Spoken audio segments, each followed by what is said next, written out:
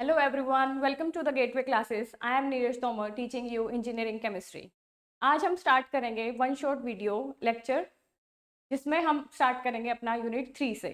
आज का हमारा रहेगा टारगेट जिसमें हम यूनिट 3 को कंप्लीट करेंगे जिसके सारे टॉपिक्स। आइए स्टार्ट करते हैं आज का लेक्चर। इसमें ये हमारा क्या है, यूनिट 3 का कंप्लीट टॉपिक वाइज सिलेबस। सबसे पहले इसमें हमें ये पता होना चाहिए कि हम इस यूनिट में इलेक्ट्रोकेमिस्ट्री की बात कर रहे हैं, तो हमें ये नॉलेज होनी चाहिए कि इलेक्ट्रोकेमिस्ट्री हमारी है क्या। यानी इलेक्ट्रोकेमिस्ट्री हमारी वो ब्रांच ऑफ साइंस है, यानी branch of chemistry that deals with the transformation of chemical energy to electrical energy and vice versa. यानी हम बात करेंगे इसमें सेल्स की। यानी सेल आपका क्या है, cell a device which converts chemical energy to electrical energy and vice versa. यानी आपके पास सेल्स वो डिवाइस हैं जो आपका केमिकल एनर्जी को इलेक्ट्रिकल एनर्जी में कन्वर्ट कर रहा है और इलेक्ट्रिकल एनर्जी को केमिकल एनर्जी में। अब इसके बाद हमारे पास सेल्स आते हैं दो टाइप के, यानी हमारे सिलेबस में सेल्स हैं number 1 electrochemical cell, then electrolytic cell. अब हम बात करेंगे कि हमारे पास छोटी छोटी डेफिनेशंस आती हैं, यानी जब भी हम सेल की बात करेंगे तब हम बात करेंगे एनोड, कैथोड और उनके पोटेंशियल की। तो अभी इन डिवाइसेस को हम डिस्कस करेंगे आगे अपने इस लेक्चर में, लेकिन उससे पहले हमें क्या पता होना चाहिए कि हमारा ये छोटी जो डेफिनेशंस है इनका क्या मतलब है। तो अगर हम बात करेंगे इलेक्ट्रोड, तो यानी जब भी हम डिवाइस की बात करते हैं तो उसमें एक आपका एनोड पार्ट होता है और एक आपका कैथोड। तो उनको हम क्या बोलते हैं, उनको हम बोलते हैं इलेक्ट्रोड्स। तो जब भी हम इलेक्ट्रोड के पोटेंशियल की बात करेंगे तो एक एनोड आपका क्या करेगा, एनोड पे आपका हमेशा क्या होगा, ऑक्सीडेशन, और कैथोड पे आपका होगा हमेशा रिडक्शन। यानी आपको हमेशा याद रखना है एनोड पे ऑक्सीडेशन होगा, that is loss of electron, और कैथोड पे होगा आपका रिडक्शन, जो है आपका गेन ऑफ इलेक्ट्रॉन। और ये आपकी क्या है, ये दोनों आपकी इलेक्ट्रोड्स हैं, यानी एनोड और कैथोड हमारी क्या है, इलेक्ट्रोड्स हैं। अब ये हमारी डिफरेंट मेटल की बनी होंगी तो इनमें क्या होगा, पोटेंशियल जनरेट होगा, दैट इज डिफरेंस। अब इसके बाद हम बात करेंगे ऑक्सीडेशन पोटेंशियल की। अब हमारा ऑक्सीडेशन हो रहा है एनोड पे, तो यही बात हम करेंगे।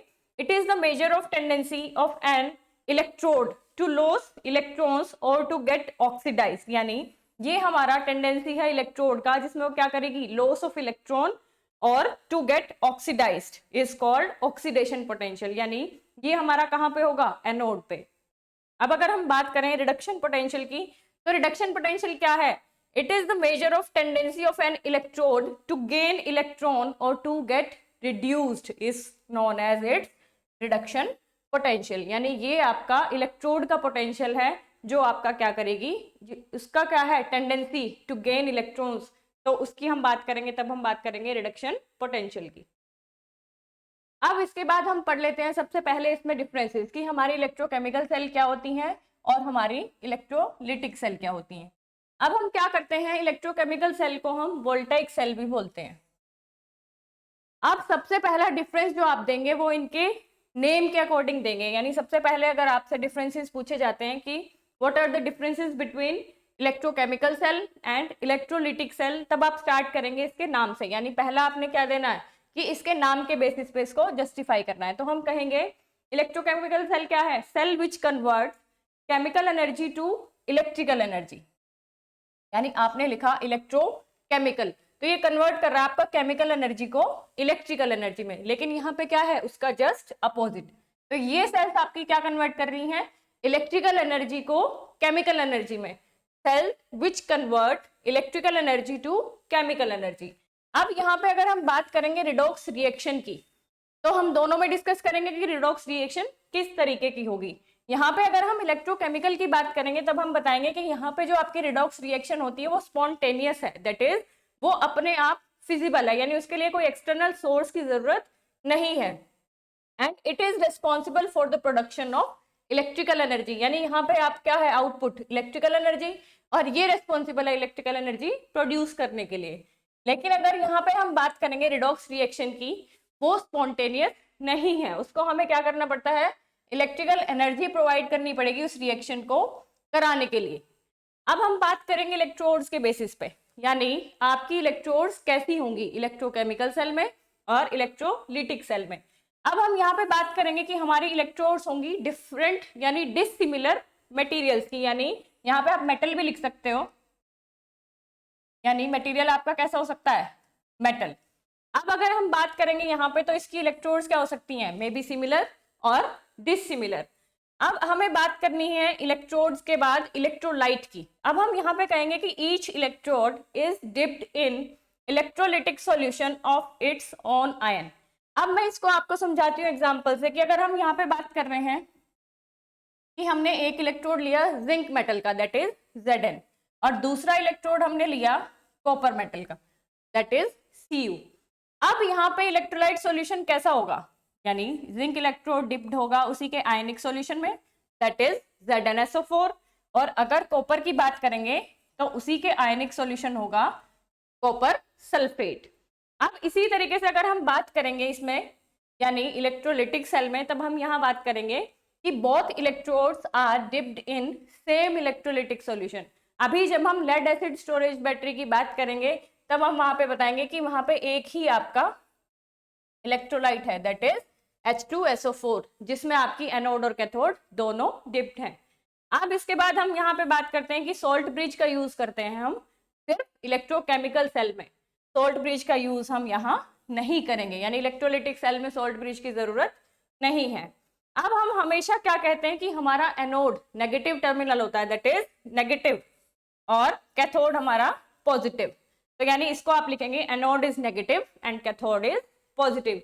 लेकिन जब हम इलेक्ट्रोलिटिक सेल की बात करेंगे तब ये हमारा क्या हो जाएगा, अपोजिट हो जाएगा। अभी क्या है, anode positive and cathode is negative.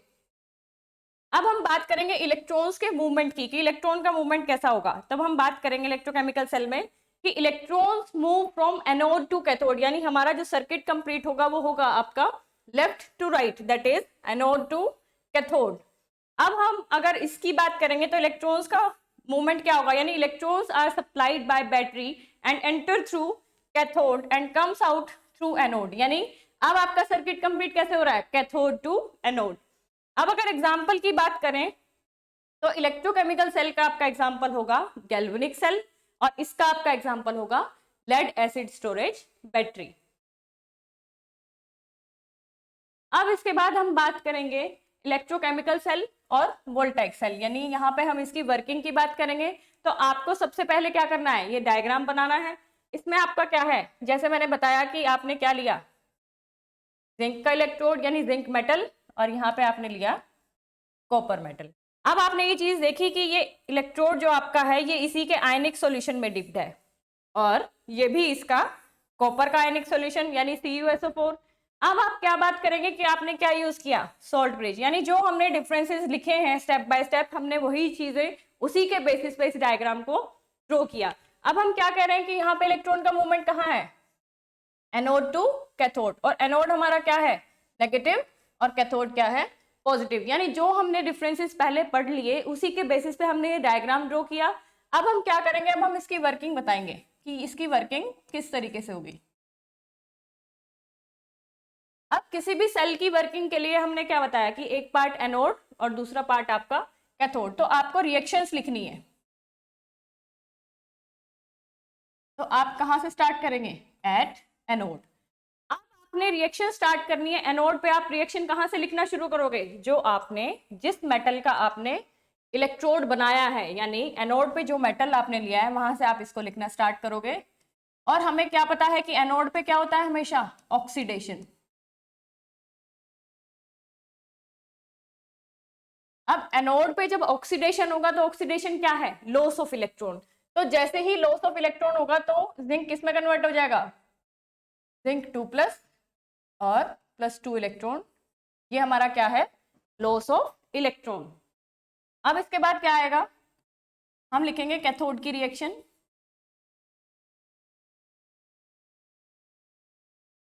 अब कैथोड पे हमेशा क्या होता है, reduction, that is gain of electron.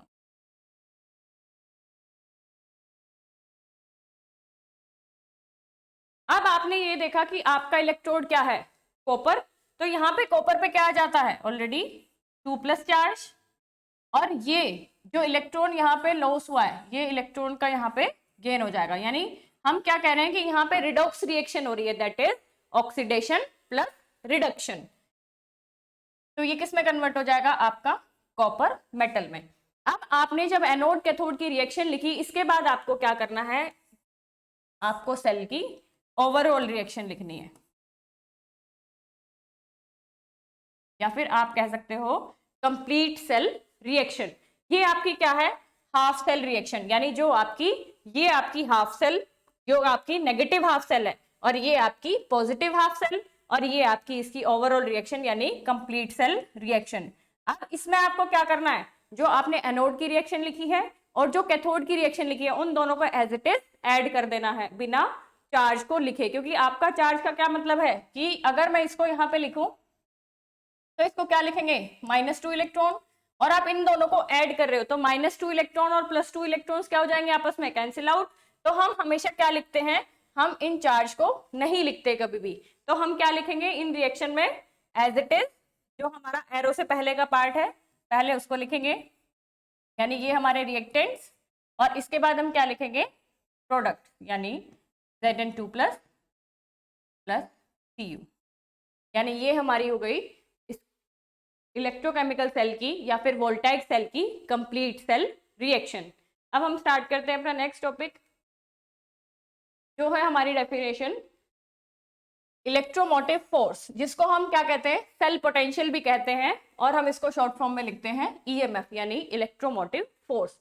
ये आपका क्या पोटेंशियल है, यानी ये डिवाइस का पोटेंशियल है, और ये पोटेंशियल हम कब मेजर करते हैं, जब हमारी सेल में आइदर नो करंट और negligible current is allowed to flow in the circuit, यानी जब हमारी डिवाइस में यानी सेल में आपका आइदर नो करंट और नेग्लिजिबल करंट, यानी करंट या तो होगा ही नहीं या फिर नेग्लिजिबल अमाउंट ऑफ करंट आपका डिवाइस में फ्लो करेगा, उस मोमेंट पे जो आपकी सेल में पोटेंशियल होगा वो आप क्या बोलोगे, ईएमएफ। इसको हम डिफाइन करते हैं ई नोट सेल से, और इसका फॉर्मूला है आपके पास ई नोट कैथोड माइनस ई नोट एनोड। अब हम बात करेंगे अपनी नेक्स्ट टॉपिक की, दैट इज नर्स्ट इक्वेशन। अब नर्स्ट इक्वेशन के डेरिवेशन को आप कहां से स्टार्ट करेंगे, तो ये स्टार्ट करेंगे हम एक थर्मोडायनेमिक के रिलेशन से, that is del G is equal to -NEF, जहां पे आपका del G क्या है, गिब्स फ्री एनर्जी, N आपका नंबर ऑफ इलेक्ट्रॉन्स, E आपका EMF of cell, and F is Faraday's constant. अब इसके बाद अगर हम इसी रिलेशन को किसी स्टैंडर्ड कंडीशन पे अगर डिफाइन करेंगे तो हम क्या डिफाइन करेंगे, -N E0 सेल, इसको अगर हम E सेल दें तो ये हो जाएगा आपका ये रिलेशन, यानी अगर मैं इसे कहूँ इक्वेशन 1 और ये इक्वेशन 2, तो थर्मोडायनेमिक्स से हमारे पास एक स्टैंडर्ड रिलेशन है, जो हमारा रिलेशन है del G और del G नोट में प्लस RT ln Q, यानी नेचुरल लॉग Q। ये हमारा क्या है, ये हमारी नेक्स्ट इक्वेशन होगी, दैट इज इक्वेशन 3। अब इसके बाद आपको क्या करना है, आपके पास ये दोनों वैल्यूज हैं, तो आपको इस थर्ड इक्वेशन में आपको ये दोनों वैल्यूज पुट करनी है, यानी अब हम क्या करेंगे, put values of del G and del G not in equation 3। अब इक्वेशन 3 में जब हम ये वैल्यूज पुट करेंगे तो हमारा रिलेशन क्या आ जाएगा, -NE cell F is equal to -NE0 cell F plus RT ln Q, यानी आप यहाँ पे क्या कहेंगे, आपका R क्या है, गैस कांस्टेंट, जिसकी वैल्यू है आपके पास 8.314। आपके पास टेम्परेचर यानी T आपका क्या है, टेम्परेचर, ये क्या है 298 केल्विन। अब आपके पास F क्या है, फैराडेज कांस्टेंट,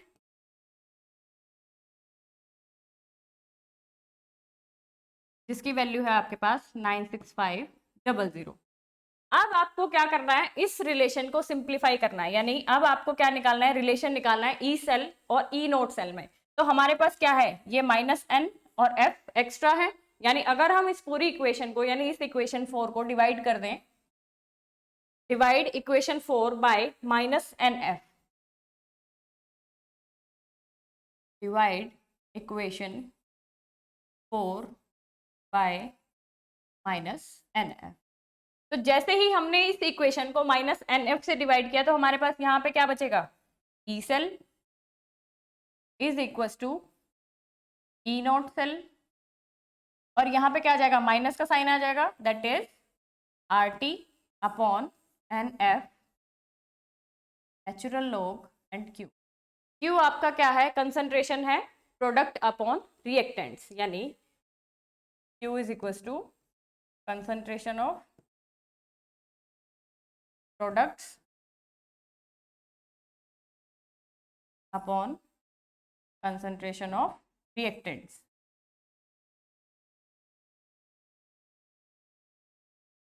अब हम क्या करेंगे, इस नेचुरल लॉग को लॉग बेस 10 में कन्वर्ट करेंगे, जिसके लिए हमारे पास रिलेशन क्या है, ln Q, यानी natural log Q is equal to 2.303 log base 10 Q। यानी आपका एक रिलेशन है जिसमें आप नेचुरल लॉग Q को बोलते हैं कि ये इतने टाइम्स है लॉग बेस 10 के। अब हम इसको क्या करेंगे, यहाँ पे इस वैल्यू को पुट कर देंगे और इसको अपने लॉग को चेंज कर देंगे, यानी अब हमारा नेचुरल लॉग लॉग बेस 10 में कन्वर्ट हो जाएगा।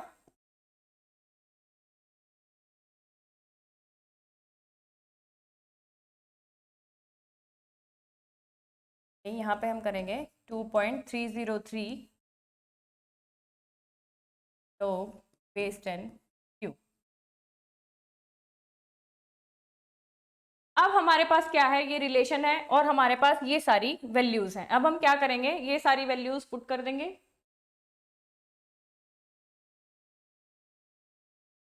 ये सारी वैल्यूज जैसे ही हमने पुट की तो हमारे पास क्या रिलेशन आ जाएगा, E cell is equal to E naught cell minus RT multiply by 2.303 divide by NF base 10 Q।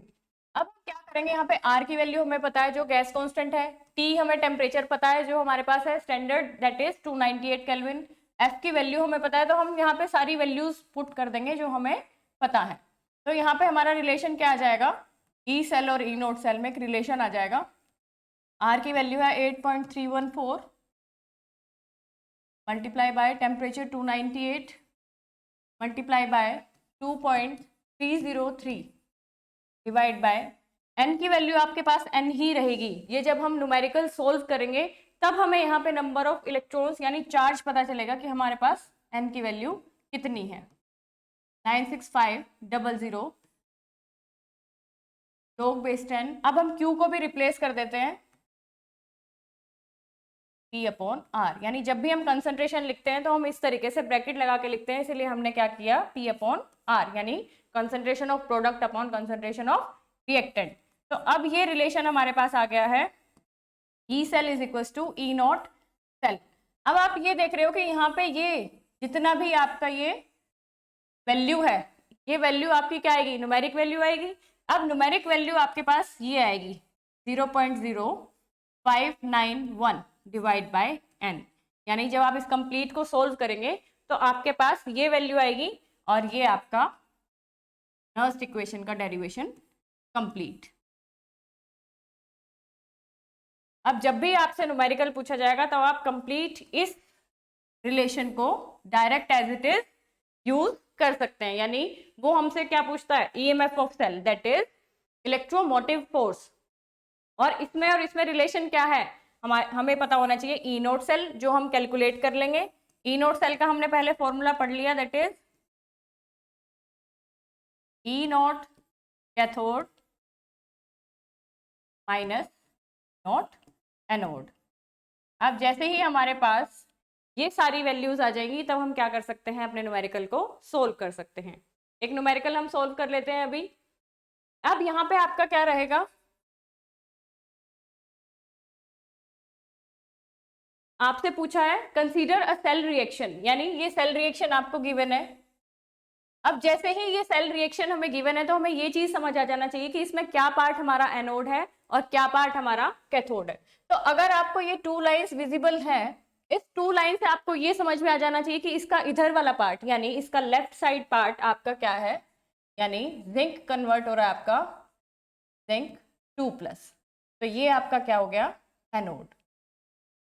और जो आपका राइट हैंड साइड है दैट इज कॉपर, और कॉपर कन्वर्ट हो रहा है आपका कॉपर 2+ से कॉपर, ये आपका हो गया है कैथोड। यानी आपको ये चीज ऑलरेडी गिवन है कि आपका जिंक कन्वर्ट हो रहा है जिंक 2+ और आपका कॉपर 2+ कन्वर्ट हो रहा है कॉपर में, यानी ये चीज आपको गिवन है। और आपको इस सेल रिएक्शन से आपको ये भी समझ आ गया कि ये आपका क्या है, एनोड, और ये आपका क्या है, कैथोड। तो जैसे ही आपको ये सारी चीजें पता चली तो अब हमें क्या पता चल गया कि ये अगर एनोड है तो इसका स्टैंडर्ड रिडक्शन पोटेंशियल और ऑक्सीडेशन पोटेंशियल क्या है। यानी अगर बात करें जिंक 2+ के पोटेंशियल की, जो इसका स्टैंडर्ड रिडक्शन पोटेंशियल है वो आपका अगर कॉपर 2+ का गिवन है तो वो आपका क्या हो जाएगा, ई नोट कैथोड। तो यानी यहां से हम वो सारी चीजें मेंशन कर लेते हैं जो हमें गिवन है, यानी ई नोट कैथोड आपका क्या गिवन है, 0.34 वॉट। अब आपको जिंक गिवन है दैट इज, यानी E naught anode is equals to -0.76 volt. अब आपसे क्या पूछा है, राइट हाफ सेल रिएक्शंस, यानी हाफ सेल्स रिएक्शन यानी आपसे एनोड की रिएक्शन पूछी है और आपसे कंप्लीट सेल रिएक्शन पूछी है। एनोड कैथोड की रिएक्शन आप लिखेंगे, देन ओवरऑल रिएक्शन, और लास्ट में पूछा है calculate EMF of this cell, यानी अब हमें क्या कैलकुलेट करना है, ईएमएफ। तो हमें इसके लिए सबसे पहले क्या पता होना चाहिए, नर्स्ट इक्वेशन वाला रिलेशन। उससे पहले हम क्या रिएक्शन लिख लेते हैं अपनी, यानी एट एनोड। एनोड पे रिएक्शन क्या होगी, जिंक कन्वर्ट हो रहा है ऑलरेडी जिंक 2+ में, तो यानी एनोड पे क्या है, oxidation that is loss of electron. अब इसी तरीके से एट कैथोड, यानी कैथोड पे क्या है, कैथोड पे रिडक्शन है। तो यानी ये चीज गिवन है कि कॉपर 2+, ये यहां से जो लॉस ऑफ इलेक्ट्रॉन है यही इलेक्ट्रॉन्स ये यहाँ पे गेन करेगा दैट इज +2 इलेक्ट्रॉन।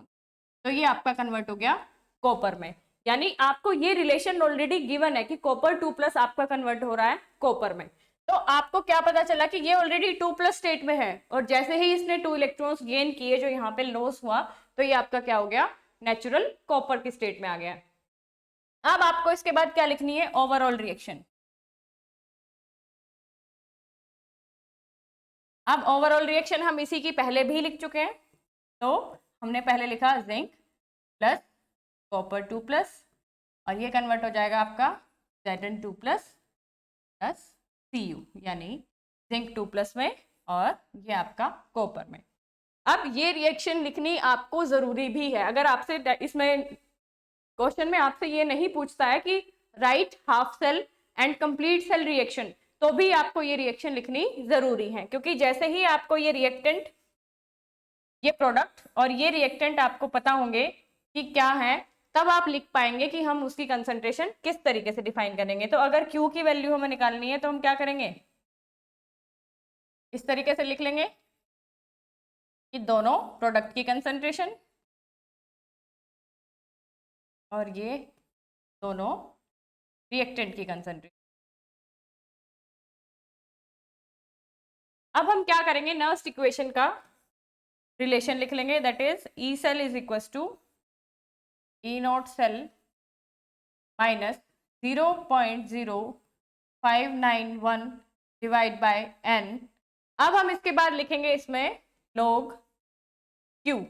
अब log Q में हमें क्या याद रखना है हमेशा कि ये वैल्यूज हमारी, यानी स्टैंडर्ड जिंक और स्टैंडर्ड कॉपर, यानी जिंक और कॉपर की वैल्यू हमारे पास हमेशा क्या रहेगी, 1 मोलर। यानी ये आपको ब्रैकेट में कंसंट्रेशन गिवन है, ये आपकी Zn2+ की कंसंट्रेशन गिवन है। तो यानी हम क्या लिखेंगे log Q में, 0.1 और यहाँ पे आपको कंसेंट्रेशन गिवन है कॉपर 2+ यानी 0.2। अब इसके बाद आपको जैसे ही ये चीजें पता चली और ये दोनों वैल्यूज आपको गिवन है तो हमने ये वैल्यू यहाँ पे पुट कर दी। अब इसके बाद हमें ई नॉट सेल कैलकुलेट करना है, यानी हमें अपने आंसर के लिए क्या चाहिए, E naught cell. E naught cell का फॉर्मूला हमारे पास क्या है, E naught cathode minus E naught anode. तो यानी हमारे पास कैथोड की वैल्यू क्या है 0.34 माइनस, अब यहाँ पे ये वैल्यू एनोड की ऑलरेडी नेगेटिव में है यानी 0.76, यानी ये दोनों वैल्यूज क्या हो जाएंगी, ऐड हो जाएंगी। ये आपका आ गया 1.10 वोल्ट। अब हम क्या करेंगे, इसकी जगह इसकी वैल्यू पुट कर देंगे, यानी ई नोट सेल हमारा क्या आ गया 1.1। और आप ये रिएक्शन से ये देखेंगे कि आपके पास ये इलेक्ट्रॉन्स कितने हैं, यानी 2 इलेक्ट्रॉन्स, यहाँ पे भी आपके 2 इलेक्ट्रॉन्स। अब यहाँ पे n की वैल्यू आपको क्या मिल गई, n की वैल्यू आपको मिली 2, यानी 0.0591 डिवाइड बाय 2। अब आप यहाँ लिखेंगे इसे लोग, ये आपने डेसिमल हटाया और ये वैल्यू आ गई आपकी log 1 माइनस log 2, यानी आपके पास फॉर्मूला है log a upon b is equal to, मैं यहाँ पे लिख देती हूँ log a upon b is equal to log a minus log b। अब हमें क्या पता है कि हमें ये वैल्यूज दोनों पुट करनी है, यानी log 1 की वैल्यू क्या हो गई आपके पास 0 और log 2 की वैल्यू आपके पास होती है 0.3010। यानी केमिस्ट्री में आपको छोटी छोटी वैल्यूज log की याद करनी है, जैसे 0, 1, 2, 3, 4, 5 इस तरीके से। अब आप क्या करेंगे 1.1 और इसको जब हम डिवाइड करेंगे तब आपके पास क्या आ जाएगा 0.0296 और ये वैल्यू आपके पास हो गई 0 और ये आ गया आपके पास नेगेटिव में 0.3010।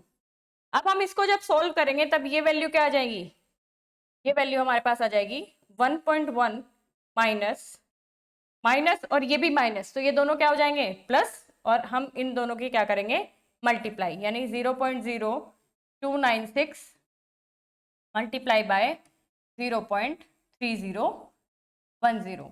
तो ये आपके पास जो मल्टीप्लाई करके आएगा आप उसको 1+1 में ऐड कर देंगे और इस तरीके से आप अपने न्यूमेरिकल को सॉल्व कर लेंगे।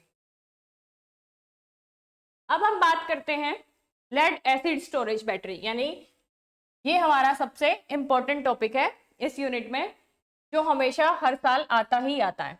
अब इसमें हमें सबसे पहले क्या लिखना है, इसकी कंस्ट्रक्शन लिखनी है कि आपको इसमें बनाना किस तरीके से है। तो मैं अगर आपको बताऊं कि ये आपका क्या है सेल, इस सेल में भी आपका क्या होगा एनोडिक पार्ट और कैथोडिक पार्ट। तो ये आपका डिवाइस इस तरीके से बना है कि आपके पास बहुत सारे इलेक्ट्रोड्स हैं जो आपके एनोड कैथोड इस तरीके से। अगर मैं ये कहूँ कि एनोड बना है पीबी से यानी लेड मेटल से, यानी स्पॉन्जी लेड, और ये आपका बना है लेड परऑक्साइड से यानी PbO2 से, तो ये नेक्स्ट फिर से क्या हो जाएगा Pb और ये आपका क्या हो जाएगा PbO2। और इसमें आपका जो इलेक्ट्रोलाइट यूज हो रहा है वो आपका सेम टाइप का ही इलेक्ट्रोलाइट है, यानी इसमें डिपेंड नहीं करेगा किसी भी इलेक्ट्रोड पे। तो ये आपका हो जाएगा H2SO4, यानी हमने इसके नाम में ही बोला कि ये क्या है लेड एसिड स्टोरेज बैटरी, यानी इसकी जो इलेक्ट्रोड्स है वो आपकी लेड से बनी है, वो आपकी भले ही लेड की हो या फिर लेड परऑक्साइड की हो, और जो इसमें एसिड है एसिड वो आपका क्या है एज अ इलेक्ट्रोलाइट यूज हो रहा है। अब जब भी हम बात करेंगे इसकी कंस्ट्रक्शन की तो हमें यही सारी चीजें बतानी है कि एनोड हमारा किससे बना है, made up of lead grid filled with spongy lead. अब जब कैथोड की बात करेंगे तो कैथोड क्या है made up of a lead grid filled with PbO2। अब अगर इलेक्ट्रोलाइट की बात करेंगे तो इलेक्ट्रोलाइट मैंने आपको बताया कि इलेक्ट्रोलाइट इसमें होगा आपका H2SO4 जो हमारा क्या होगा 28 to 30% यानी डाइल्यूट फॉर्म में। अब ये आपको प्रॉपर डायग्राम बनाना है, टर्मिनल्स दिखाने हैं कि आपका क्या है एनोड नेगेटिव और कैथोड पॉजिटिव। अब इसके बाद हम बात करेंगे इसकी वर्किंग की। अब हमने इसको क्या बोला है, हमने इसे बोला है सेकेंडरी सेल। सेकेंडरी सेल आपके वो सेल हैं जिनको हम यूज करने के बाद, यानी जब वो डिस्चार्ज हो जाते हैं तब हम उनको रीयूज कर सकते हैं। तो यानी हमें इसकी दोनों तरह की रिएक्शन लिखनी है, during discharging and during charging. अब हम वर्किंग में सबसे पहले इसकी रिएक्शन लिखना शुरू करेंगे, ड्यूरिंग डिस्चार्जिंग।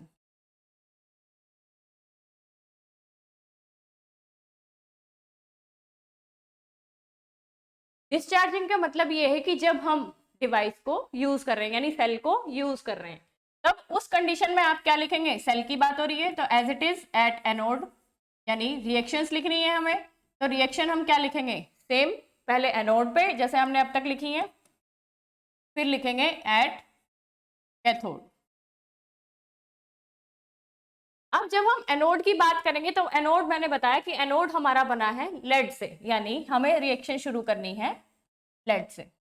और इसमें हमें एक चीज याद रखनी है कि हमें रिएक्शन शुरू तो लेड से करनी है लेकिन खत्म करनी है लेड सल्फेट, यानी PbSO4, यानी जो आपका प्रोडक्ट बनेगा वो आपका बनेगा PbSO4। अब इस रिएक्शन को आपको रटने की जरूरत नहीं पड़ेगी, अगर आपको ये पता है कि हम एनोड की रिएक्शन लिख रहे हैं और हमने जिस मेटल से एनोड बना है उससे हमने लिखना शुरू किया।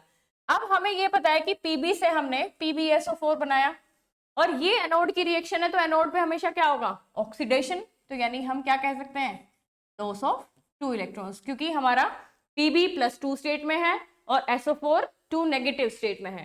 तो इसके लिए हमें क्या करना पड़ेगा, इधर रिएक्टेंट कंप्लीट करने के लिए अपना सल्फेट आयंस ऐड करना पड़ेगा। और ये सल्फेट आयंस कहाँ से आए, इलेक्ट्रोलाइट से, यानी इलेक्ट्रोलाइट क्या है, H2SO4, ये क्या है, H पॉजिटिव आयंस की फॉर्म में, और SO4 2 नेगेटिव की फॉर्म में।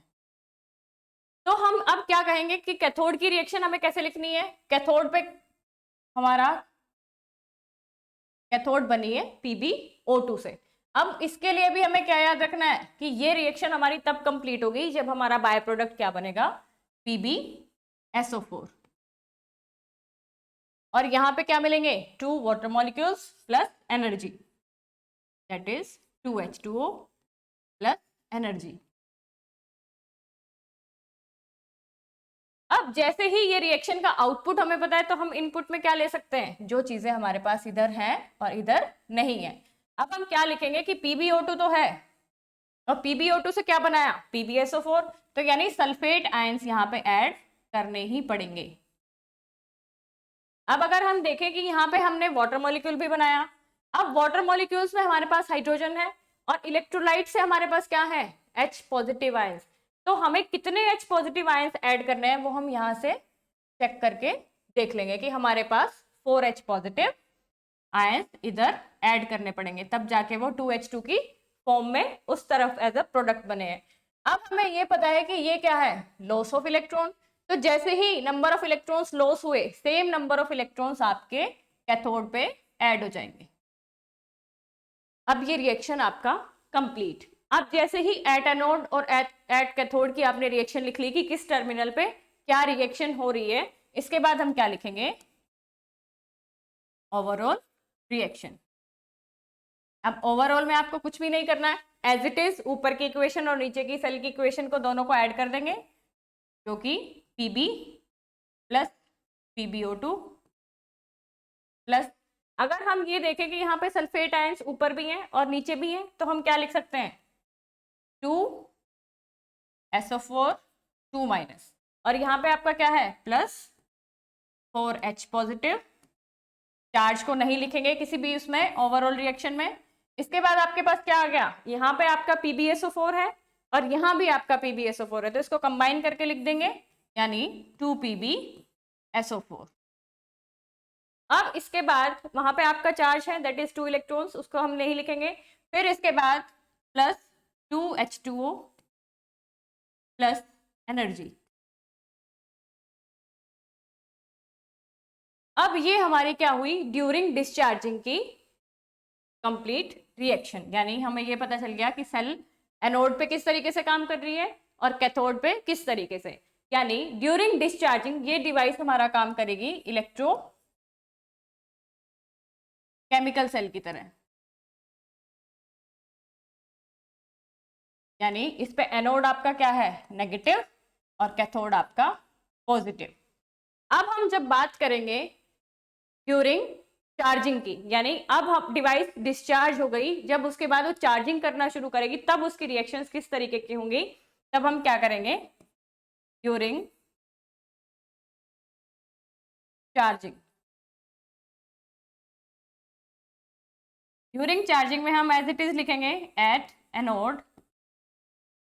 अब हमें क्या करना है, चार्जिंग के टाइम पे हम क्या कर रहे हैं, इलेक्ट्रिसिटी प्रोवाइड करते हैं। यानी अगर हम बात करें अपनी इन्वर्टर बैटरीज की, तो जब वो डिस्चार्ज हो जाती हैं तब अगर हम उन्हें इलेक्ट्रिसिटी यानी कि एनर्जी की सप्लाई करते हैं, तब वो क्या करेंगे, अपने टर्मिनल्स रिवर्स कर लेंगे और वो चार्ज होने शुरू हो जाएंगे। अब इसी में आपको एक चीज हमेशा याद रखनी है कि जब भी आप ड्यूरिंग चार्जिंग की रिएक्शन लिखेंगे तब आप उसको एनर्जी प्रोवाइड कर रहे हैं, तो आपको उसके टर्मिनल्स रिवर्स करने ही पड़ेंगे। यानी अब हम क्या कहेंगे कि हमारा एनोड क्या हो जाएगा, पॉजिटिव हो जाएगा।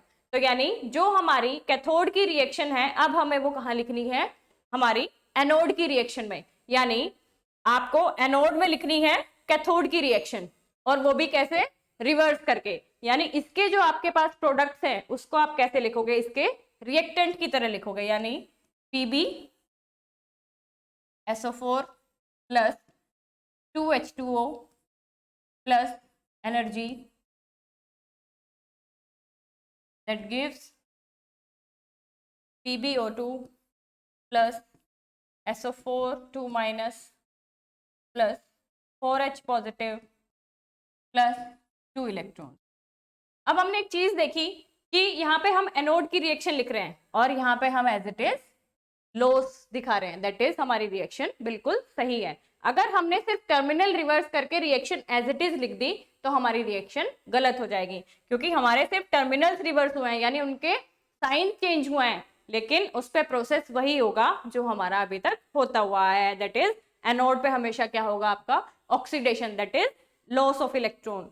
अब इसी तरीके से हम क्या करेंगे, कैथोड की रिएक्शन लिखेंगे और कैथोड पे हमें रिएक्शन लिखनी है ड्यूरिंग डिस्चार्जिंग की रिएक्शन, यानी ड्यूरिंग डिस्चार्जिंग की एनोड की रिएक्शन। यानी एनोड में लिखी कैथोड, अब कैथोड में किसकी लिखेंगे, एनोड की रिएक्शन लिखेंगे, और वो भी रिवर्स करके। यानी पहले उसके प्रोडक्ट्स लिखेंगे एज अ रिएक्टेंट और रिएक्टेंट्स को लिखेंगे एज अ प्रोडक्ट। यानी अब हम लिखेंगे PbSO4 plus 2 electrons that gives Pb plus SO4 2 minus, यानी सल्फेट आयंस।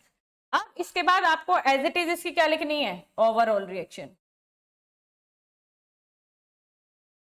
अब ये ओवरऑल रिएक्शन आपको या तो आप एज इट इज इन दोनों को जोड़ के लिख दीजिए, या फिर ये जो आपने ओवरऑल रिएक्शन लिखी है इसका रिवर्स कर दीजिए। यानी अगर हम रिवर्स करें PbSO4 plus 2H2O plus energy that gives Pb plus PbO2 plus, अब ये चीज हम देख सकते हैं कि यहाँ पे ये आपका 2SO4 negative plus 4H positive. तो आप इस रिएक्शन को क्या कर सकते हैं, और करके ऐसे भी लिख सकते हैं, यानी ऐसे आपको सिंप्लीफाई करके छोड़ना है PbO2 प्लस ये आपका हो गया 2H2SO4। यानी अभी तक हमने जब भी SO4 की बात की तो क्या किया, 2H पॉजिटिव और SO4 2 माइनस। अब हमारे पास क्या है, 4H पॉजिटिव है और 2SO4 2 नेगेटिव, तो हमारे पास क्या मिल गया, 2H2SO4। ये हमारा क्या था, H2SO4। तो इसलिए हमने इन दोनों को कंबाइन करके क्या लिख दिया, 2H2SO4, और ये आपका एज इट इज, यानी 2PbSO4 plus 2H2O plus energy. अब हम क्या लिखेंगे, Pb plus PbO2 plus 2H2SO4।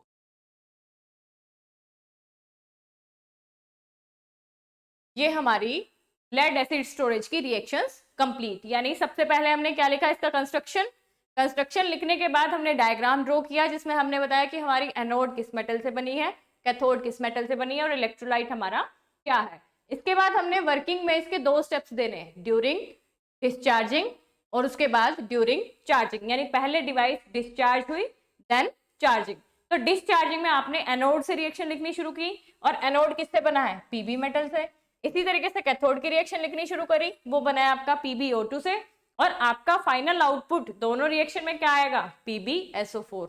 तो इस तरीके से हम क्या करेंगे, अपने रिएक्टेंट लिख लेंगे। जैसे ही रिएक्टेंट और प्रोडक्ट हमें मिल गए तो हम क्या करेंगे, ओवरऑल रिएक्शन लिखेंगे। और जैसे ही ये तीनों रिएक्शंस हमारी कंप्लीट हुई, इसके बाद हम अपनी रिएक्शन लिखेंगे ड्यूरिंग चार्जिंग। अब जैसे ही चार्जिंग की रिएक्शंस हमें लिखनी है, तब वहां पे हमने क्या करना है, टर्मिनल रिवर्स करने हैं, क्योंकि हमें पता है कि चार्जिंग की प्रोसेस तब होगी जब हम उसको एनर्जी प्रोवाइड करेंगे। अब यहाँ पे एनर्जी प्रोवाइड कौन सी रिएक्शन में हो रही है, एनर्जी प्रोवाइड हमारी रिएक्शन में हो रही है कैथोड की रिएक्शन में।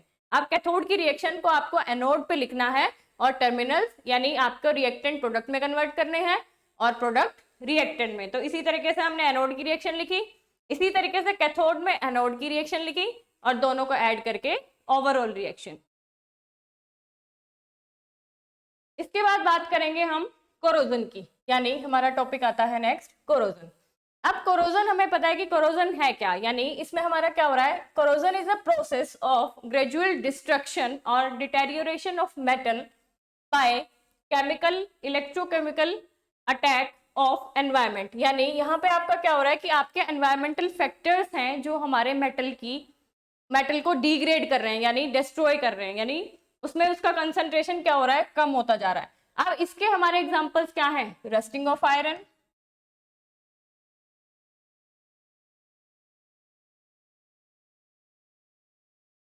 और टार्निशिंग ऑफ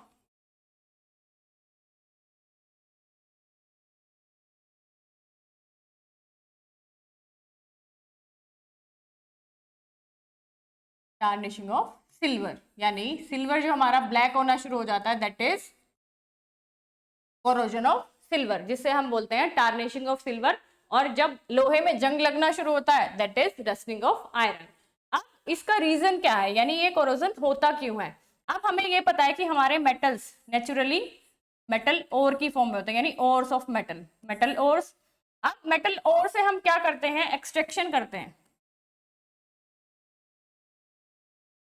अब एक्सट्रैक्शन की प्रोसेस क्या है, मेटलर्जिकल प्रोसेस है।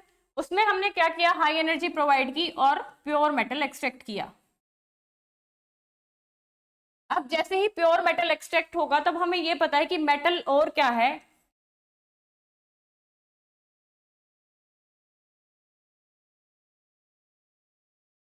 लो एनर्जी, यानी ये अपनी ग्राउंड स्टेट में है, और इसके पास एनर्जी क्या है, कम। यानी जिसके पास एनर्जी कम होगी वो क्या है, हाईली स्टेबल।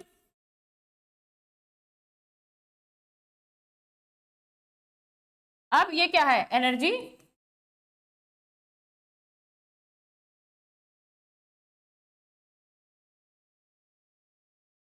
ये क्या है, हाई एनर्जी स्टेट में।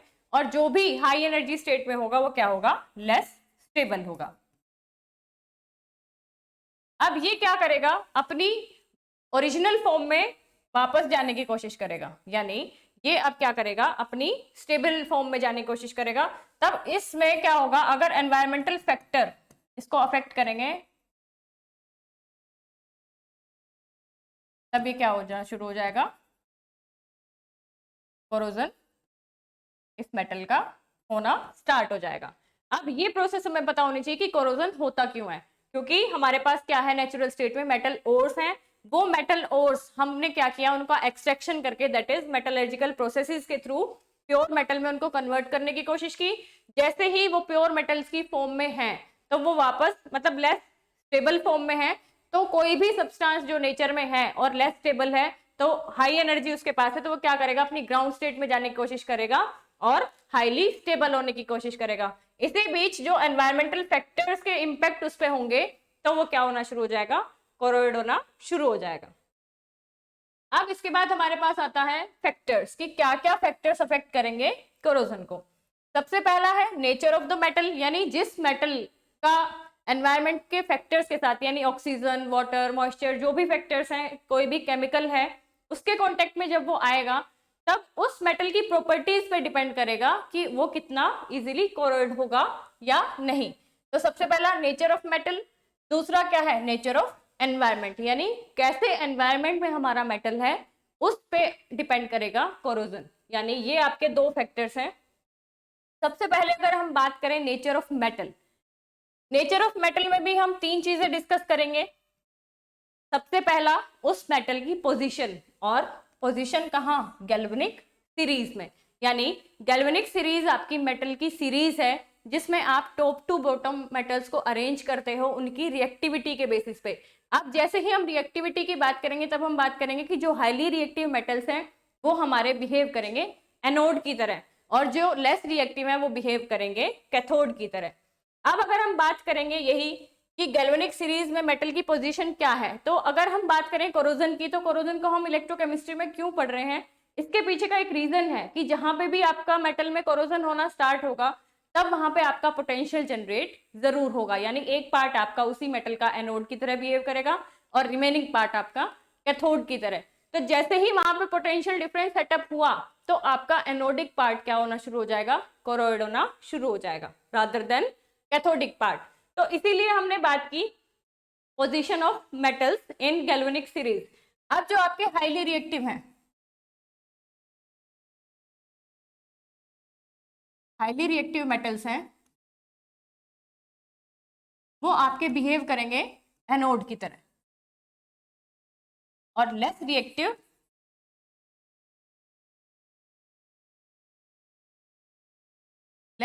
Metals will behave like cathode. अब हमें ये भी पता है कि इलेक्ट्रोकेमिकल सेल बन जाएगी, यानी एक एनोडिक पार्ट और एक कैथोडिक पार्ट। तो एनोड पे आपका क्या होना शुरू हो जाएगा, यानी कोरोजन आपका हमेशा होगा एनोडिक पार्ट पे। अब हमें ये बताना है कि एरिया, यानी area of anode and cathode किस तरीके से अफेक्ट करेंगे कोरोजन के रेट को। अब अगर मैं कहूं कि area is directly proportional to cathode and inversely proportional to anode, यानी अगर हम कहें कि कैथोडिक एरिया इंक्रीज हो रहा है तो यानी कोरोजन का रेट ऑटोमेटिकली इंक्रीज हो जाएगा। लेकिन एनोड के एरिया के साथ ही क्या है, कोरोजन का रेट, यानी हम कहेंगे कि कोरोजन का रेट डिपेंड कर रहा है एरिया पे, इस एरिया पे। और ये एरिया अगर बढ़ेगा, यानी कैथोडिक एरिया अगर इंक्रीज होगा तो कोरोजन का रेट इंक्रीज होगा। अगर एरिया इनवर्सली प्रोपोर्शनल है एनोडिक एरिया के, तो अगर एरिया इंक्रीज होगा तब क्या होगा, एनोडिक पार्ट स्मॉल होगा। यानी हम इनवर्सली प्रोपोर्शनल की टर्म्स में ये भी कह सकते हैं कि अगर एनोडिक पार्ट स्मॉल है तब हमारा कोरोजन रेट क्या होगा, हमारा कोरोजन रेट कम होगा, क्योंकि एरिया क्या है, इनवर्सली प्रोपोर्शनल। और इस एरिया के टर्म्स में हम किसको डिफाइन कर रहे हैं, कोरोजन के रेट को, कि अगर कैथोडिक एरिया ज्यादा होगा तो हमारा कोरोजन का रेट भी ज्यादा होगा, और एनोडिक क्या है, इनवर्सली प्रोपोर्शनल है। अब हम बात करेंगे प्योरिटी ऑफ मेटल की, कि हमारे पास जो प्योर मेटल्स हैं उनमें क्या होगा, कोरोजन नहीं होगा, यानी impurity leads to the corrosion.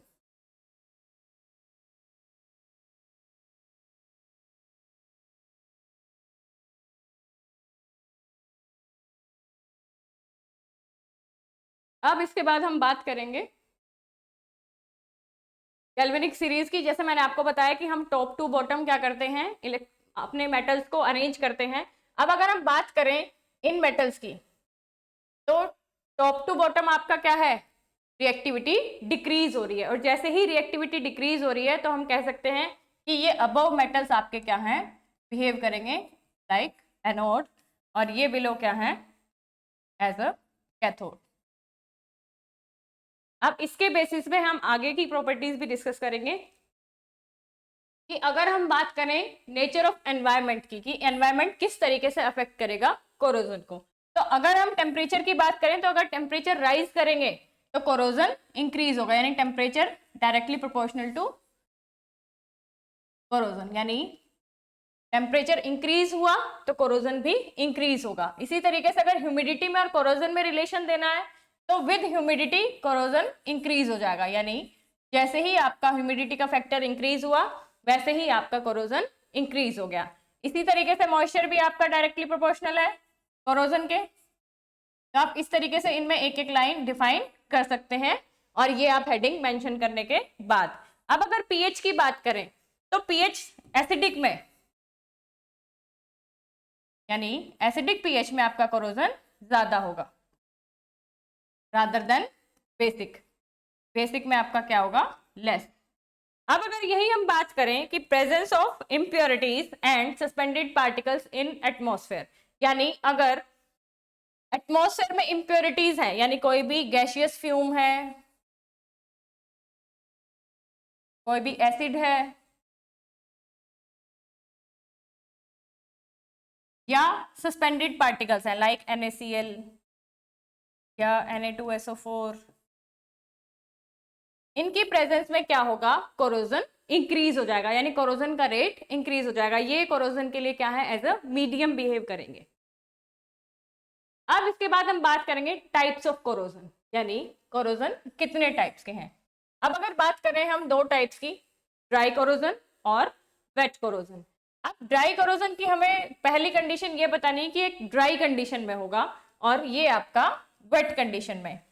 अब हम सेकंड पॉइंट इसमें डिस्कस करेंगे, if the corrosion takes place due to the direct attack in the absence of moisture, corrosion is known as dry corrosion.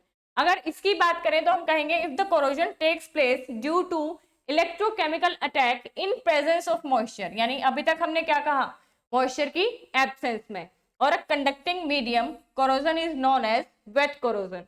अब अगर बात करें हम कि इसमें मैकेनिज्म किस तरीके का होगा, इसको हम एक्सप्लेन करेंगे एब्जॉर्प्शन मैकेनिज्म से, इसको हम डिफाइन करेंगे इलेक्ट्रोकेमिकल मैकेनिज्म से। अब अगर इसकी बात करें कि इसमें सरफेस कैसा होगा, it occurs on both heterogeneous and homogeneous surface, यानी इसमें हमारा सरफेस क्या हो सकता है, हेट्रोजीनियस भी और होमोजीनियस भी, लेकिन इसकी कंडीशन क्या है, ये हमेशा होगा हेट्रोजीनियस मेटल सरफेस में। अब यहाँ पे जो कोरोजन होता है वो आपका कैसा होगा, यूनिफॉर्म होगा, लेकिन यहाँ पे यूनिफॉर्म नहीं होगा।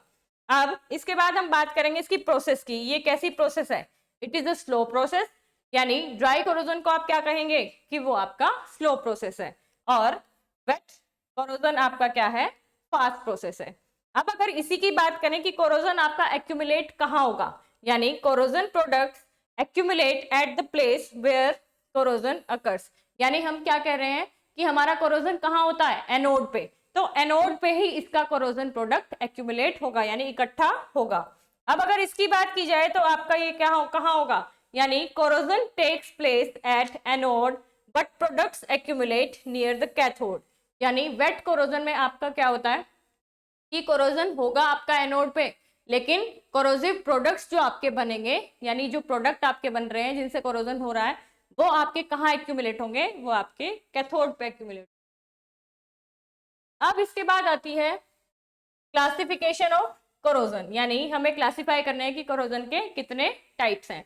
अब यहाँ अगर हम बात करेंगे पहली गैल्वेनिक कोरोजन, बायोमेटेलिक कोरोजन और डिफरेंशियल मेटल कोरोजन, यानी यहाँ पे हम इसको इन दोनों नाम से भी बुला सकते हैं, यानी गैल्वेनिक कोरोजन का ही नाम आपका क्या है, बायोमेटेलिक कोरोजन और डिफरेंशियल मेटल कोरोजन। यानी जो हमने गैल्वेनिक सीरीज, यानी गैल्वेनिक सेल हमने पढ़ा है, जिसको हमने वोल्टाइक सेल भी बोला है, इस तरीके से जो हमने डायग्राम बनाया है, ये हमारा क्या है, इस तरीके का जो आपका बनेगा विद सॉल्ट ब्रिज। यहाँ पे जो आपका कोरोजन होगा, यानी आपका जो एनोडिक पार्ट है वहां पे आपका जो कोरोजन होगा डिवाइस में, तब आपने उसको क्या बोला, गैल्वेनिक कोरोजन। अब यहाँ पे अगर हम बात करेंगे कंसंट्रेशन सेल कोरोजन और डिफरेंशियल एरेशन कोरोजन। अब यहाँ पे हम बात करेंगे कि हमारे पास एक इलेक्ट्रोड है, यानी अगर हम कहें कि ये जिंक की इलेक्ट्रोड है और ये किसी इलेक्ट्रोलाइट में डिप है, अगर हम कहें कि ये NaCl है एज अ इलेक्ट्रोलाइट, तो अब हम क्या कहेंगे कि ये इलेक्ट्रोलाइट जो डिप्ड है, यहाँ पे ये जो इसमें सॉल्वेंट में डिप है जो कि हमारा इलेक्ट्रोलाइट है NaCl, यहाँ पे एयर की कंसंट्रेशन अलग है, और जो अबव एयर है, यानी जो अबव इलेक्ट्रोलाइट है उसमें एयर की कंसंट्रेशन अलग है। तो यहाँ पे हम क्या कहेंगे कि ऑक्सीजन लेवल हाई, और यहाँ क्या कहेंगे, ऑक्सीजन लेवल लो। तो जो लो ऑक्सीजन लेवल है यानी यहाँ पे इलेक्ट्रोलाइट में, तो ये पार्ट हमारा किस तरीके से बिहेव करेगा, एनोड की तरह बिहेव करेगा, और बाकी का पार्ट आपका कैथोड की तरह। तो यानी जो पार्ट आपका एनोड है वो इजीली कोरोइड होना शुरू होगा रादर देन कैथोड। अब यही अगर हम बात करें पिटिंग कोरोजन की, तो पिटिंग कोरोजन में अगर हम ये लें कि कोई भी आपके पास मेटल सरफेस है, मेटल सरफेस है और ये किसी भी मॉइस्चर या वाटर ड्रॉपलेट के कांटेक्ट में आएगा, तो जैसे ही ये कांटेक्ट में आएगा तो यहाँ पे इसके सरफेस पे यानी जिस जो आपका सरफेस कांटेक्ट में है वो कांटेक्ट वाला सरफेस, उसमें भी आपका क्या हो जाएगा, एरेशन का डिफरेंस, यानी ये वाला पार्ट आपका क्या है, लो ऑक्सीजन, यानी और ये आपका ये वाला सरफेस जहाँ पे आपका ऑक्सीजन ज्यादा है, तो आपका ये पार्ट किस तरीके से बिहेव करने लगेगा, एनोड की तरह, और बाकी का पार्ट आपका कैथोड की तरह। तो यानी जो सरफेस वाला पार्ट यानी ये यहाँ पे आपका कोरोजन इजीली होना शुरू होगा रादर देन आपका ये रिमेनिंग पार्ट और ये आपका आउटर पार्ट। यही आपने क्या बोला, और इस सरफेस की वजह से यहाँ पे इसमें क्या पिट्स बनने शुरू हो जाएंगे, दैट इज होल, इसीलिए हमने इसको क्या बोला, पिटिंग कोरोजन। अब अगर हम बात करें क्रेवाइस की, तो वहां पे हमारे पास क्या होना चाहिए, हमारे पास एक क्रेवाइस एरिया होना चाहिए, यानी अगर हम नट एंड बोल्ट की बात करें तो ये वाला पार्ट आपका किस तरीके से बिहेव करेगा, क्रेवाइस की तरह, यानी यहाँ पे क्या है, कंसंट्रेशन लो और यहाँ पे कंसंट्रेशन हाई। तो ये पार्ट बिहेव करेगा एज ए एनोड और ये पार्ट एज ए कैथोड। तो जो आपका क्रिवाइस पार्ट है यानी जहां पे आपका गैप है दोनों के बीच में, यानी एरेशन का गैप जहां पे आ रहा है, ये पार्ट हमारा क्रेवाइस की तरह बिहेव करेगा। इसी तरीके से यहाँ पे भी ये भी क्रेवाइस की तरह बिहेव करेगा, क्रेवाइस दैट इज गैप। और इसको हमने क्या बोला फिर, एरेशन डिफरेंस की वजह से कि एक part behave like a anode and the other behave like a cathode, तो एनोडिक पार्ट पे आपका कोरोजन होना स्टार्ट हो जाएगा। अब अगर स्ट्रेस कोरोजन की बात करें तो जैसे ही हमने किसी मेटल को कंप्रेस किया, यानी ये मेटल है, इस पे हमने प्रेशर लगाया, अब ये हमने प्रेशर लगाया तो ये क्या पार्ट है जो हमारा कांटेक्ट में है किसके, प्रेशर लगाने वाले इंस्ट्रूमेंट के। तो प्रेशर लगाने के बाद अगर हमने ये कहा कि ये कंप्रेस होके इनिशियली यहाँ आ गया है, यानी पहले ये ऊपर था और जैसे ही प्रेशर लगाया तो ये अंदर की तरफ कंप्रेस हो गया, तो यानी ये जो पार्ट आपका है ये यहाँ पे कंसंट्रेशन क्या हो जाएगी, ये आपका एनोड की तरह बिहेव करने लगेगा, और ये जो सरफेस है आपका अबव सरफेस ये एज अ कैथोड की तरह बिहेव करने लगेगा। तो इस तरीके की जो आपकी कोरोजन जहां पे होगा वो आपका होगा स्ट्रेस कोरोजन, यानी जहां पे आपने प्रेशर अप्लाई किया दैट इज स्ट्रेस। अब हम बात करेंगे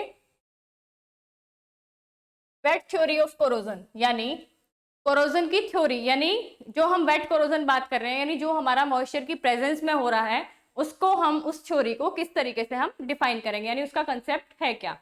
अब ये थ्योरी में आप दो तरीके के मैकेनिज्म डिफाइन करते हो और ये दोनों मैकेनिज्म हम क्या कहेंगे, ये आपके हैं मीडियम डिपेंडेंट, यानी हम कहेंगे कि जब हम बेसिक और न्यूट्रल मीडियम की बात करेंगे तब हम मैकेनिज्म की बात करेंगे ऑक्सीजन एब्जॉर्प्शन, और जब हम एसिडिक मीडियम की बात करेंगे तब हम बात करेंगे हाइड्रोजन इवोल्यूशन मैकेनिज्म की। अब इनको अगर हम स्टेप बाय स्टेप डिफाइन करें तो ऑक्सीजन एब्जॉर्प्शन में क्या लिखेंगे,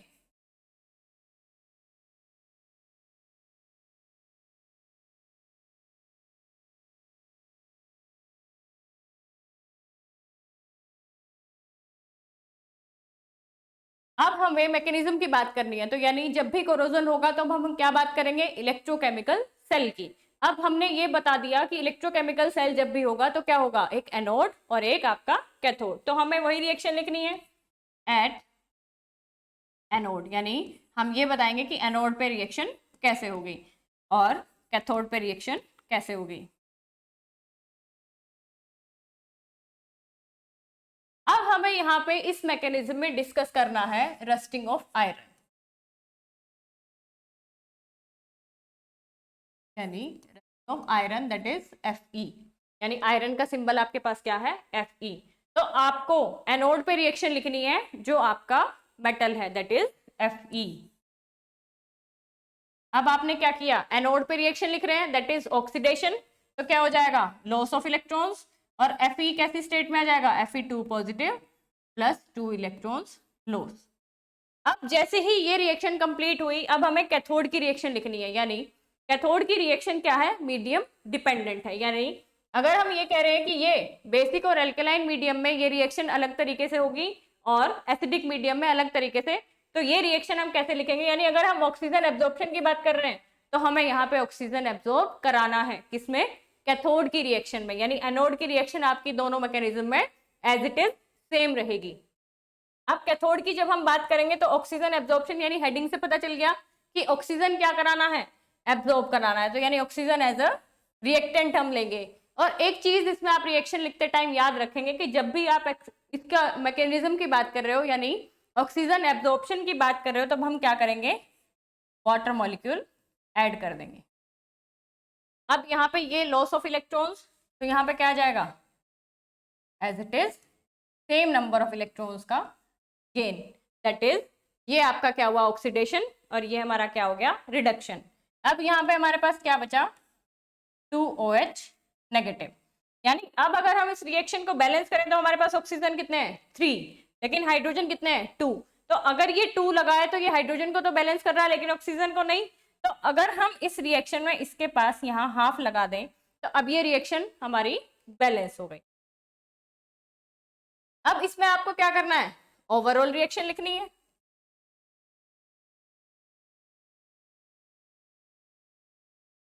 अब हम क्या करेंगे, ओवरऑल रिएक्शन में एज इट इज दोनों रिएक्शंस को ऐड कर देंगे, यानी Fe plus half O2 plus H2O that gives Fe2 plus 2OH negative. इसको आप क्या लिख सकते हो, और करके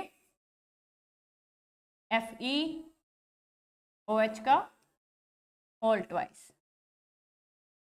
अब ये आपका यहाँ पे ये मैकेनिज्म कंप्लीट। अब आपको इसका क्या बनाना है, अब आपको इसका डायग्राम बनाना है। यानी अब हम क्या करेंगे, जब भी हम ऑक्सीजन एब्जॉर्प्शन की बात करेंगे तब हमें एक चीज याद रखनी है कि हमें जब भी मेटल का सरफेस लेना है डायग्राम बनाने के लिए, तो हम क्या दिखाएंगे कि उसमें हम एनोडिक पार्ट को स्मॉल दिखाएंगे। यानी ये अगर मैंने कहा कि ये एनोडिक पार्ट है तो ये पार्ट क्या होगा, स्मॉल, तो रिमेनिंग पार्ट क्या हो गया, कैथोड,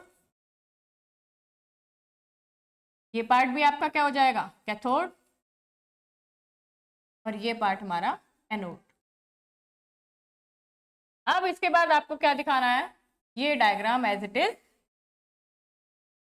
बना के आप दिखाओगे एग्जाम में। अब आपको ये पता है कि ये आपका एनोडिक पार्ट है और ये आपका क्या हो जाएगा, ये आपका मीडियम आपने दिखा दिया।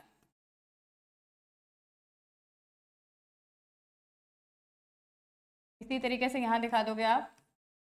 यहाँ पे मीडियम कैसा ले रहे हैं हम, ऑक्सीजन एब्जॉर्प्शन में हम यहाँ पे अपना मीडियम ले रहे हैं बेसिक और न्यूट्रल, तो आप इस मीडियम को क्या दिखा दोगे, एल्कलाइन, एल्कलाइन और न्यूट्रल मीडियम।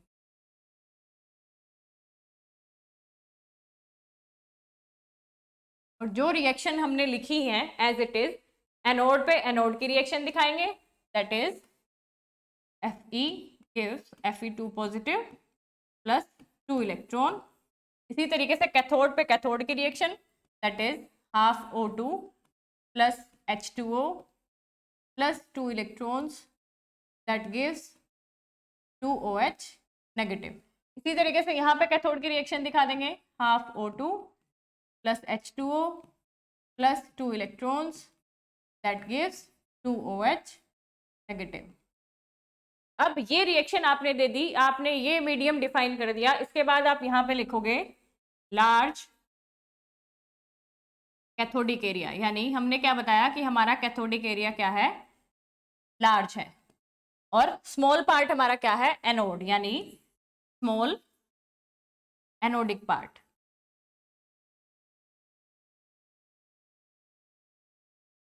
यानी यहाँ पे हमारा क्या है, कैथोडिक पार्ट लार्ज है, यानी ये दोनों पार्ट हमारे एज अ कैथोड हैं। तो अगर हम इनको कंबाइन करके देखें एज अ होल, तो ये क्या है, लार्ज एरिया है, और ये एनोडिक पार्ट आपका स्मॉल है। अब हमने क्या बात की है कि एरिया डायरेक्टली प्रोपोर्शनल कैथोड और एनोड, यानी ये बात हम कह रहे हैं कि एनोडिक पार्ट जितना ज्यादा स्मॉल होगा उतना ही कोरोजन का रेट कम होगा। यानी इस केस में आपका एल्कलाइन और बेसिक मीडियम के केस में हमारा क्या होगा, कोरोजन रेट कम होगा। अब यही अगर हम बात करें सेकंड मैकेनिज्म की, that is hydrogen evolution.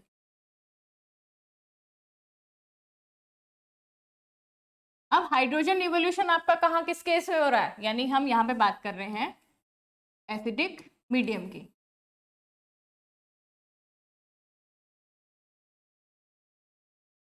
Acidic medium यानी मोर H पॉजिटिव आयंस। तो आपको क्या करना है, एनोड की रिएक्शन मैंने बताई कि दोनों में क्या रहेगी, सेम रहेगी। यानी एट एनोड अगर हम कहेंगे तो आयरन मेटल से हमने स्टार्ट किया और Fe2 प्लस 2 इलेक्ट्रॉन। अब ये रिएक्शन मीडियम डिपेंडेंट सिर्फ कहाँ है, यानी एसिड मीडियम का कहाँ फर्क पड़ेगा, कैथोड पे। यानी हम रिएक्शन कहाँ लिखेंगे, कैथोड की रिएक्शन इस मैकेनिज्म के नाम से। यानी हमने क्या बताया कि हाइड्रोजन इवोल्यूट होगी, यानी हाइड्रोजन गैस बाहर रिलीज होगी। तो हमने क्या किया, हमें क्या पता है एसिडिक मीडियम है तो H पॉजिटिव। अब ये H पॉजिटिव और ये 2 इलेक्ट्रॉन्स का लॉस यानी प्लस 2 इलेक्ट्रॉन। अब ये आपका क्या बनेगा, H2 गैसियस फॉर्म, यानी H2 गैस इवोल्यूट हो गई। अब अगर आप यहाँ पे देखें कि H पॉजिटिव 2 इलेक्ट्रॉन्स तो H2 नहीं बना पाएगा, तो यहाँ पे हमें क्या चाहिए, 2 H पॉजिटिव आयंस। अब हम क्या करेंगे, एज इट इज इसकी ओवरऑल रिएक्शन लिखेंगे, that is Fe plus 2H positive, it gives Fe2 plus H2।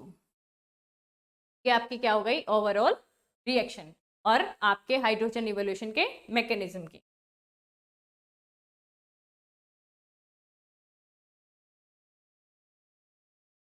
अब आपका ये मैकेनिज्म ऑलमोस्ट कंप्लीट। अब जैसे हमने डायग्राम पहले बनाया था वहां पे हमने एनोड वाला पार्ट स्मॉल लिया था, अब आपको क्या करना है, रिवर्स करना है। दैट इज अब हम सरफेस पे क्या करेंगे, कैथोडिक पार्ट को स्मॉल लेंगे। यानी ये जो आपका मिडिल पार्ट है ये अब आपका क्या हो जाएगा, कैथोड। अब ये क्या हो जाएगा, एनोड।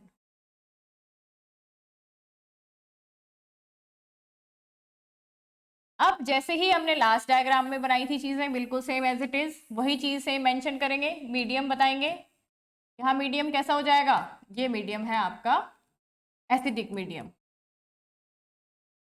यानी हम बताएंगे इसको कि ये मीडियम हमारा क्या है, एसिडिक।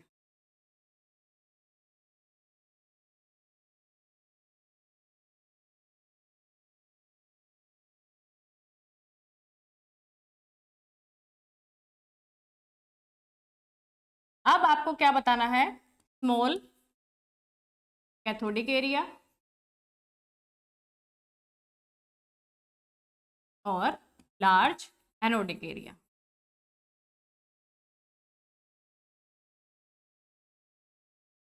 अब आपको ये same as it is reaction लिखनी है कि आपकी एनोड पे क्या रिएक्शन है, Fe जो कन्वर्ट हो रहा है आपका Fe2 प्लस 2 इलेक्ट्रॉन्स में, और सेम एज इट इज ये रिएक्शन आपकी यहाँ हो जाएगी Fe प्लस 2 इलेक्ट्रॉन्स। और आपकी कैथोड की रिएक्शन क्या है, 2H positive plus 2 electron that gives H2। ये आपने एज इट इज दोनों रिएक्शंस लिख दी, मीडियम डिफाइन कर दिया और आपने ये बता दिया कि आपका एरिया कैसा है। तो ये चीजें आपने इसमें वेट कोरोजन थ्योरी में या थ्योरी ऑफ कोरोजन किसी भी नाम से अगर ये आए तो आपको ये दोनों मैकेनिज्म डिफाइन करने हैं, और इनमें जो कैथोड की रिएक्शन होगी वो उनके नाम पे डिपेंड होगी, आइदर ऑक्सीजन एब्जॉर्प्शन और आइदर और एसिडिक मीडियम। यानी एसिडिक मीडियम में आपको रिएक्शन लिखनी है 2H पॉजिटिव की, और ऑक्सीजन एब्जॉर्प्शन के केस में आपको रिएक्शन लिखनी है O2 plus H2O plus 2 electrons that gives 2OH negative ions. अब हम बात करेंगे कोरोजन की प्रिवेंशंस की, यानी प्रिवेंशंस ऑफ कोरोजन। तो उसमें हमारा सबसे पहला हेडिंग क्या आता है? Proper design. अब प्रॉपर डिजाइन में भी हम बहुत सारे फैक्टर्स डिस्कस करेंगे कि किस तरीके से हम अपने डिजाइन को प्रॉपर बना सकते हैं। यानी सबसे पहला केस क्या होगा? अब हमें क्या अवॉइड करना है? Sharp bends and sharp corners. अब अगर मैं आपको ये बना के दिखाऊं कि अगर कोई भी मेटल इस तरीके का है, यानी घर में भी बहुत सारी चीजें ऐसी शेप की बनी होती है, यानी एंगल्स होते हैं उसमें बहुत सारे, तो ये आपके क्या है? शार्प एजेस हैं। ये शार्प एजेस जितने ज्यादा कम होंगे, यानी ये आपको sharp bends and sharp corners, ये आपको क्या करने हैं? अवॉइड करने हैं। तो ये आपका क्या है? Poor design.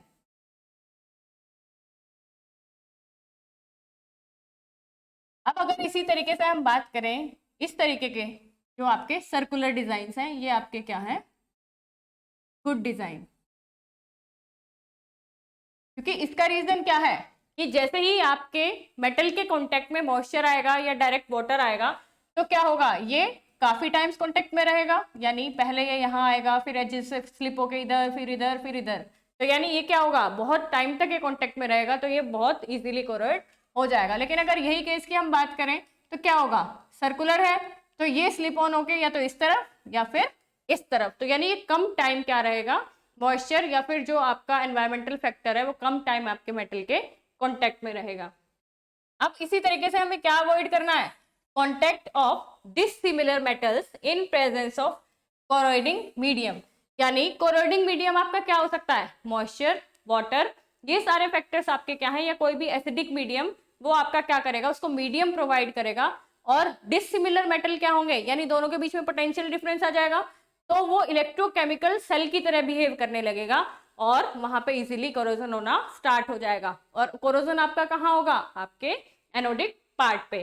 There should be proper drainage, यानी प्रॉपर ड्रेनेज सिस्टम होना चाहिए। अब इसी तरीके से अगर हम बात करेंगे दो डिसिमिलर मेटल्स की, यानी अगर हम उनको यूज कर रहे हैं, उनको प्रॉपर कॉन्टेक्ट में ला रहे हैं, तब क्या होना चाहिए? Anodic area should be large and cathodic area should be small. यानी हमने एरिया की बात की तो हमने क्या किया? Directly proportional to cathode and inversely proportional to anode. तो क्या होना चाहिए? कैथोडिक एरिया हमारा क्या होना चाहिए? स्मॉल होना चाहिए। यानी जितना कम कैथोडिक एरिया उतना ही हमारा कोरोजन कम होगा। अब अगर यही हम बात करें कि दो डिसिमिलर मेटल को यूज कर रहे हैं, अगर हम दोनों को सेम कॉन्टेक्ट में ला रहे हैं एक साथ, तो उनकी पोजीशन कैसी होनी चाहिए? उनकी पोजीशन बहुत क्लोज होनी चाहिए। क्योंकि अगर हमने गैल्वेनिक सीरीज की बात की,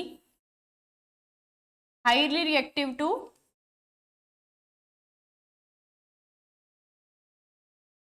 लेस रिएक्टिव,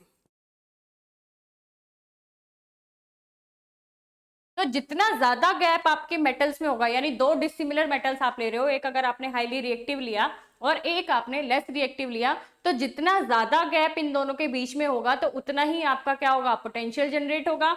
जितना ज्यादा पोटेंशियल जनरेट होगा उतना ही आपका डिवाइस इजिली कोरोड होना शुरू हो जाएगा। तो यानी हमें क्या करना है? ये इस सीरीज में, यानी दो मेटल्स आप इस तरीके से लेंगे, दो डिसिमिलर मेटल, कि उन दोनों के बीच की पोजीशन बहुत ज्यादा क्लोज हो, दैट इज क्लोज, जितना पॉसिबल हो सकता है। फिर अगर हम बात करेंगे कि अगर हम दो मेटल को कपल कर रहे हैं, have to be coupled, use insulation between them. तो यानी दो डिसिमिलर मेटल्स अगर हम ले रहे हैं तो हमें वहां पे उसका इंसुलेशन प्रॉपर करना होगा, जिसकी वजह से एनोड और कैथोड ना बने और कोरोजन ना हो। अब इसके बाद सेकेंड हमारा आता है बाय यूजिंग इनहिबिटर्स। अब हम बात करेंगे कि इनहिबिटर्स है क्या? These are the substances which are added from outside, यानी हम इनको ऐड करते हैं to inhibit the corrosion, यानी कोरोजन को इनहिबिट यानी कम करने के लिए, इधर रिड्यूस करने के लिए। अब ये आपका क्या आ जाएगा? ये हमारे क्या हुए? इनहिबिटर्स। अब इनहिबिटर्स हमारे कितने टाइप के होते हैं? दो टाइप के, एक आपका एनोडिक इनहिबिटर और दूसरा आपका कैथोडिक इनहिबिटर्स।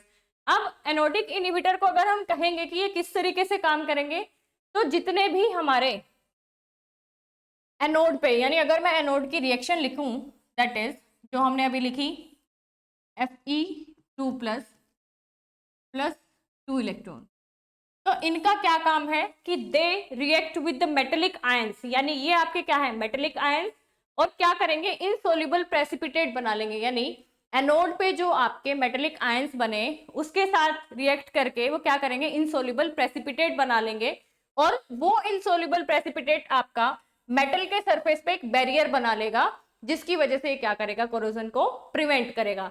अब अगर इसके एग्जांपल्स की बात करें तो एल्कलीज, फॉस्फेट्स एंड क्रोमेट्स, ये सारे आपके किस तरीके से बिहेव करते हैं एज अ एनोडिक इनहिबिटर्स। अब अगर बात करें कैथोडिक इनहिबिटर्स की, तो कैथोडिक इनहिबिटर्स क्या करेंगे कि आपकी रिएक्शन को they decrease the rate of reaction by reducing rate of overall corrosion, यानी ये कोरोजन के ओवरऑल रेट को डिक्रीज करके क्या करेंगे उसके कोरोजन को कम करेंगे। अब अगर बात करें कैथोडिक इनहिबिटर्स की, तो हमने कैथोड की जो रिएक्शंस पढ़ी है वो हमने मीडियम डिपेंडेंट पढ़ी है। अब वो मीडियम डिपेंडेंट आपकी कैसी हैं कि एक आपका मीडियम है न्यूट्रल और एल्कलाइन मीडियम, और दूसरा मीडियम है हमारा एसिडिक मीडियम। तो अगर मैं इसकी रिएक्शन लिखती हूं तो ये हमारा मैकेनिज्म क्या था, oxygen absorption, that is half O2 plus H2O plus 2 electrons that gives 2 OH negative ions. अब इसके बाद हम क्या करेंगे एसिडिक मीडियम की रिएक्शन लिखेंगे, यानी हमें रिएक्शन लिखनी है H पॉजिटिव आयन से plus 2 electrons that gives H2।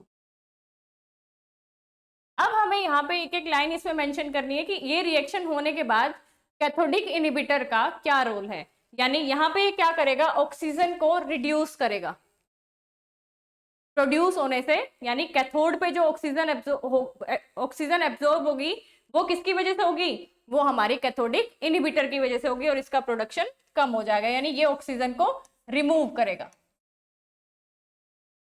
अब अगर यही बात करेंगे हम एसिडिक मीडियम में, तो एसिडिक मीडियम में क्या करेगा, ये जो H पॉजिटिव आयंस डिफ्यूज हो रहे हैं बार बार, यानी कैथोड पे जो रिएक्शन हो रही है 2H पॉजिटिव प्लस 2 इलेक्ट्रॉन्स, वो क्या कर रहा है H2 में क्या कर रहा है गैसियस फॉर्म में कन्वर्ट कर रहा है। तो जैसे ही H पॉजिटिव का डिफ्यूजन रेट कम हो जाएगा, यानी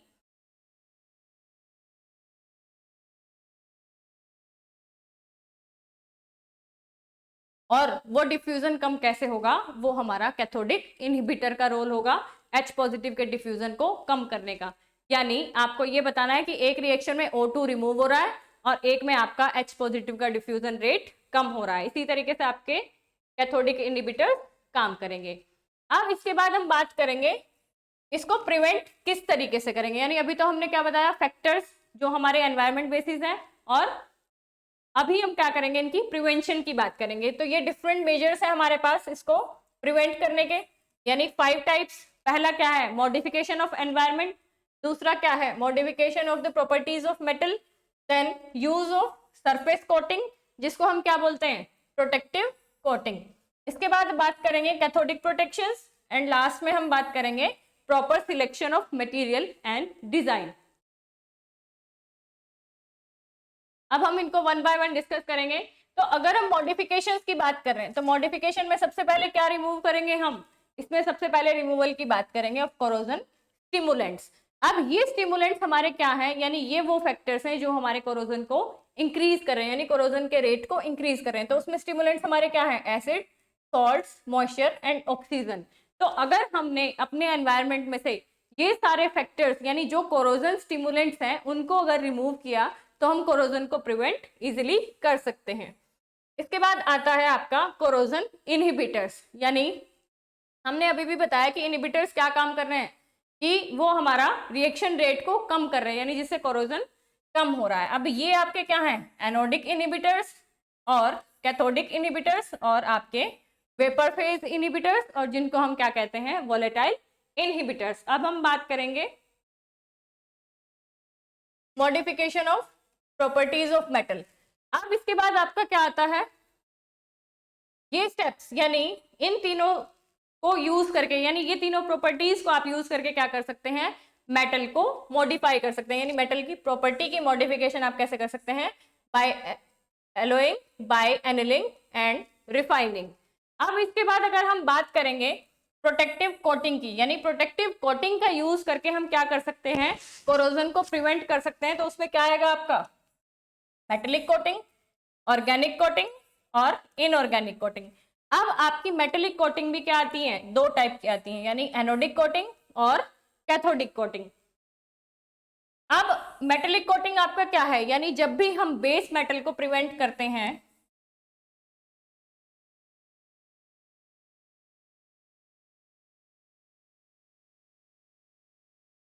किसी दूसरे मेटल के साथ उसकी कोटिंग करके, यानी बेस मेटल पे हमने क्या किया, मेटल का कोट किया, यानी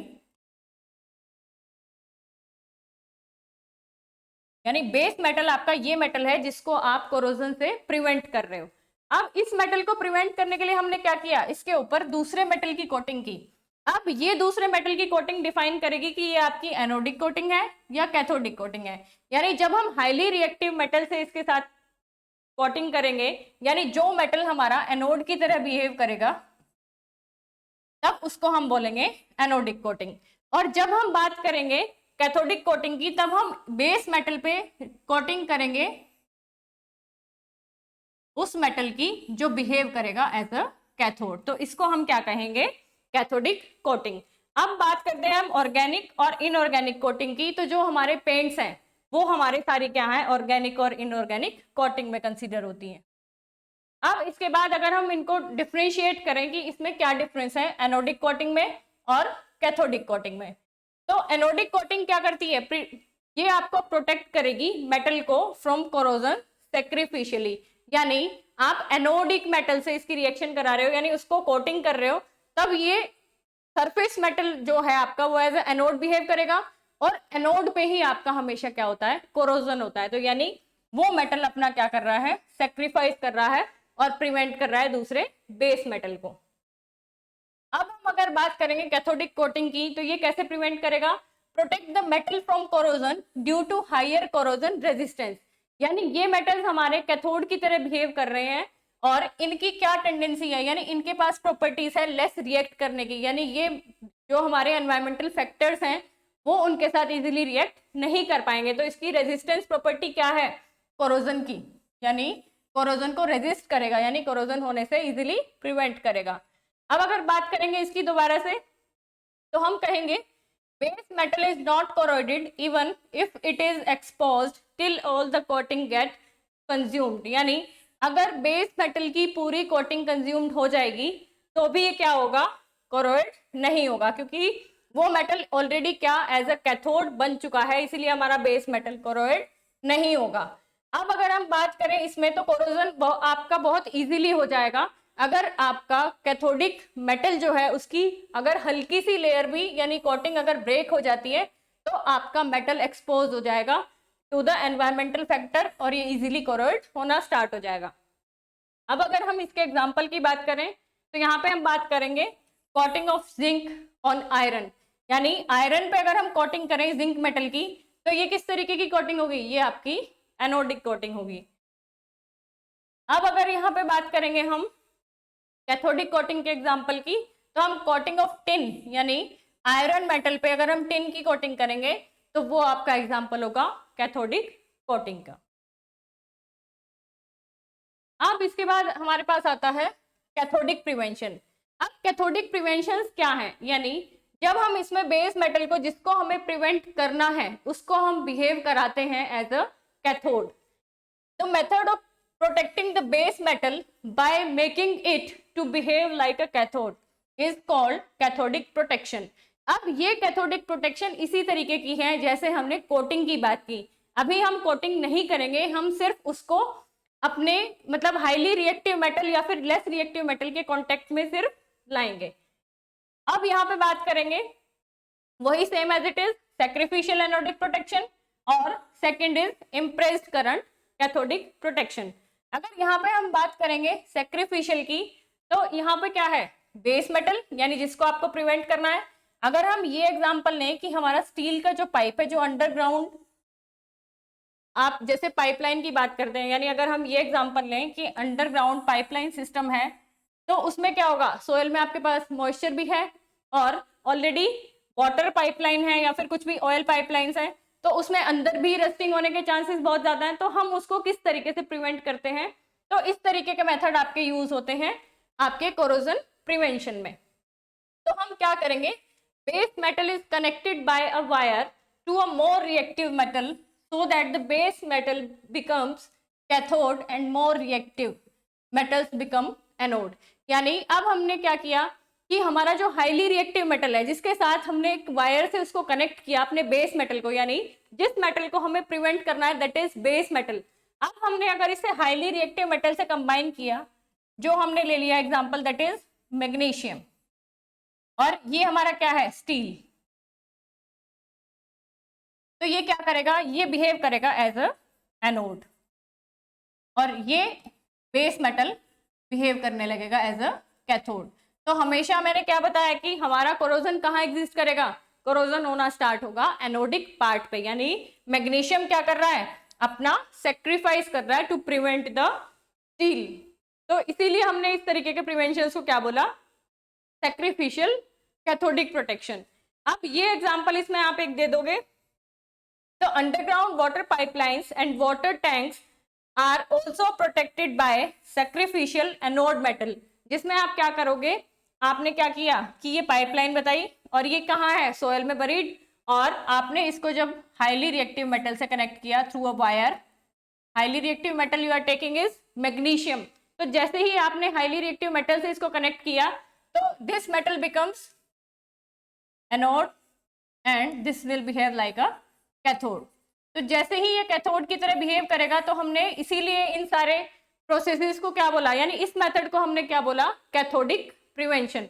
यानी हम इसको क्या कर रहे हैं, एज ए कैथोड बिहेव करा के इसको हम प्रिवेंट कर रहे हैं फ्रॉम कोरोजन। अब इसके बाद हमारे पास आता है इम्प्रेस्ड करंट। अब हमें क्या करना है कि हमें अपने जो एनोड है उसको क्या करना है, एज ए कैथोड बनाना है, और इन presence of impressed current. In this method, an impressed current is applied in opposite direction। यानी हमें impressed current यानी opposite direction में करंट सप्लाई करना है, जो क्या करेगा, कोरोजन करंट के इम्पैक्ट को नलीफाई करेगा, and it will convert corroding metal from anode to cathode. यानी जो मेटल कोरोइड होना शुरू हो गया है दैट इज वो बिहेव कर रहा है एनोड की तरह, अब हमें उसको बिहेव कराना है कैथोड, यानी उसको कन्वर्ट करना है कैथोड में। तो यहाँ पे क्या हो जाएगा आपका, इम्प्रेस्ड करंट की आप डेफिनेशन दोगे कि इम्प्रेस्ड करंट आपका है क्या, impressed current is slightly higher than the corrosion current. यानी इस करंट की इंटेंसिटी हायर होनी चाहिए कोरोजन करंट से। Thus the anodic corroding metal becomes cathodic and protect from corrosion। यानी यही चीज हमने बोली कि जैसे ही हमने अपोजिट डायरेक्शन में करंट सप्लाई किया, तो वहां पे हमारा जो कैथोडिक पार्ट है, जो एनोडिक पार्ट है, वो हमारा बिहेव करने लगेगा एज अ कैथोड।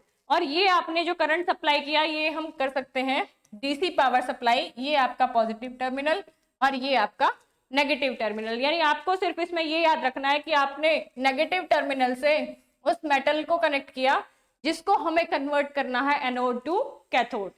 अब हम यहाँ पे एक चीज और डिफाइन करेंगे कि इस तरीके की यानी इम्प्रेस्ड करंट प्रोटेक्शन को हम किस मतलब कहाँ यूज करते हैं, use for water tanks, water and oil pipes line. यानी इस तरीके के मतलब कोरोजन कहाँ प्रिवेंट करते हैं हम, जो हमारे वाटर टैंक्स हैं और जो हमारे ऑयल के टैंक्स हैं, जो हमारे सोयल के अंदर, सोयल सरफेस के अंदर बरीड होते हैं। अब इसके बाद लास्ट हमारा आता है by proper selection of material and design.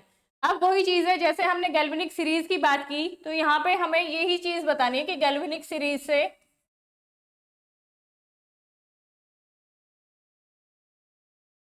हमें प्रॉपर मेटल यूज करना है। यानी अगर हम दो मेटल ले रहे हैं तो उनमें डिफरेंस कम होना चाहिए और उनकी प्रॉपर्टीज ऐसी होनी चाहिए कि वो एनोड कैथोड की तरह बिहेव भी अगर करें तो उनका डिफरेंस बहुत ज्यादा कम होना चाहिए। यही चीज हम इसमें डिफाइन करेंगे।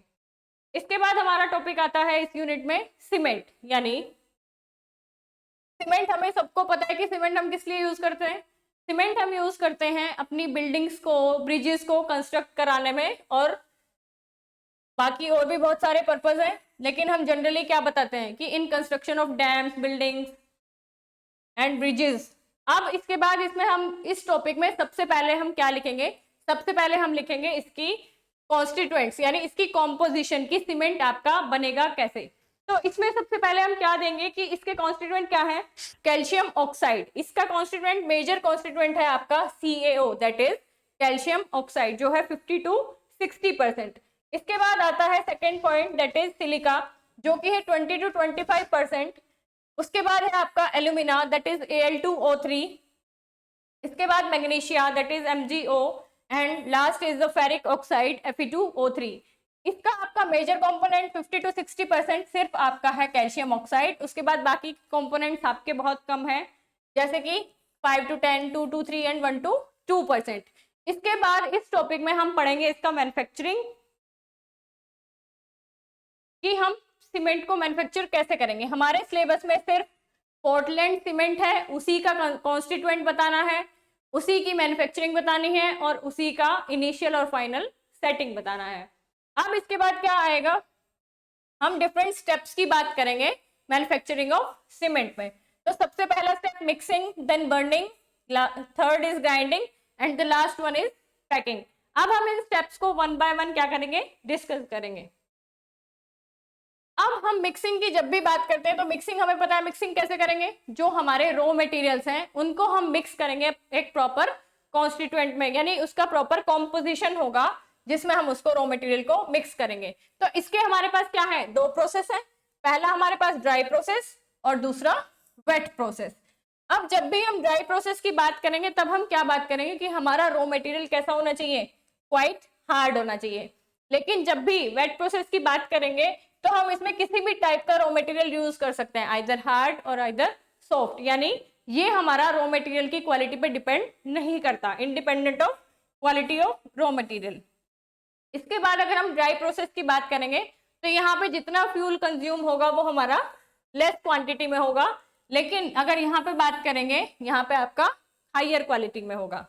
अब अगर बात करें, ये प्रोसेस आपका क्या है, ड्राई प्रोसेस आपका स्लो प्रोसेस है, और ये as compare to dry process wet process is faster in process. अब बात करेंगे cement produced is of inferior quality, यानी अगर हम क्वालिटी की बात करें कि ड्राई प्रोसेस में हमारा सीमेंट कैसा बनेगा, that is of low quality, and as compare to dry process in wet process we get the quality of cement that is superior. अब इसके बाद आपका आता है कॉस्ट ऑफ प्रोडक्शन, यानी जब भी हम डिफरेंशिएट करेंगे तो हम दो तीन फैक्टर हमेशा हमें याद करना है, प्रोसेस कैसा है, कॉस्ट कैसी है, क्वालिटी कैसी है, ये सारी चीजें उसके बेसिस पे हम क्या करेंगे, इन दोनों चीजों को डिफरेंशिएट करेंगे। तो यहाँ पे आपकी कॉस्ट लेस है और यहाँ पे आपकी कॉस्ट हाइयर है, बट उसके बावजूद भी वेट प्रोसेस आपका मोर एफिशिएंट है। अब हम बात करेंगे बर्निंग की, यानी मिक्सिंग कर ली हमने रॉ मटेरियल्स की। ये रॉ मटेरियल्स क्या हैं, सिलिका, एल्यूमिना, कैल्शियम ऑक्साइड, ये सारे क्या हैं, एज रॉ मटेरियल। इसके बाद जब बर्निंग की बात करेंगे तो बर्निंग प्रोसेस होता है रोटरी क्लीन में। अब रोटरी क्लीन में भी क्या होते हैं, तीन पार्ट, यानी upper part,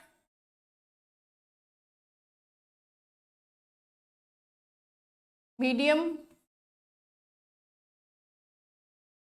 and lower part.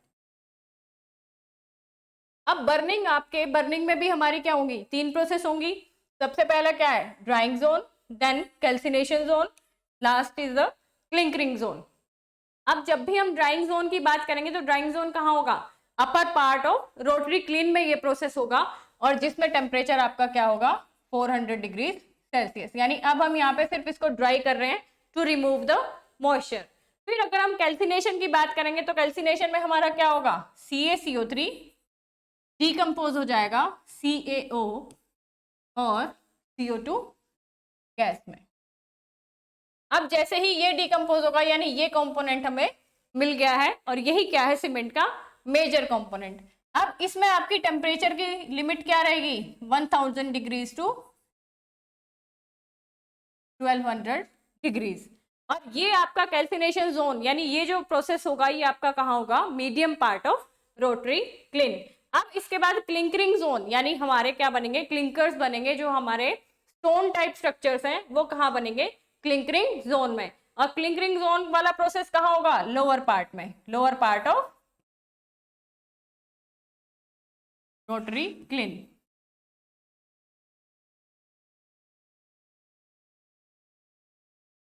अब ये क्या होगा, इसमें आपका टेम्परेचर क्या होगा? 1200 डिग्रीज टू 1700 डिग्री सेल्सियस। अब जब भी हम क्लिंकर्स की बात करेंगे तब हमें क्या करना है, हमें क्लिंकर्स किस तरीके से बनाने हैं ये मैं आपको बताती हूँ। क्लिंकर्स हमारे बनेंगे लोअर पार्ट में, और ये क्लिंकर्स हमारे बनेंगे कैल्शियम ऑक्साइड के साथ, हमारे जो बाकी के कंपोनेंट्स हैं वो सारे ऐड होने के बाद। अब इसमें हमें क्या करना है, सिलिका ऐड करना है SiO2, और ये रिएक्शन हमें एज इट इज करानी है। तो ये चीजें हमें कुछ कुछ याद रखनी पड़ेंगी। अब हमें क्या करना है, 3CaO प्लस SiO2, ये रिएक्शन हमें करानी है। इसके बाद हमें क्या करना है, फिर से 3CaO प्लस, अब हम ऐड करेंगे इसमें एल्यूमिना, दैट इज Al2O3। अब इसके बाद हमें क्या लेना है, 4CaO प्लस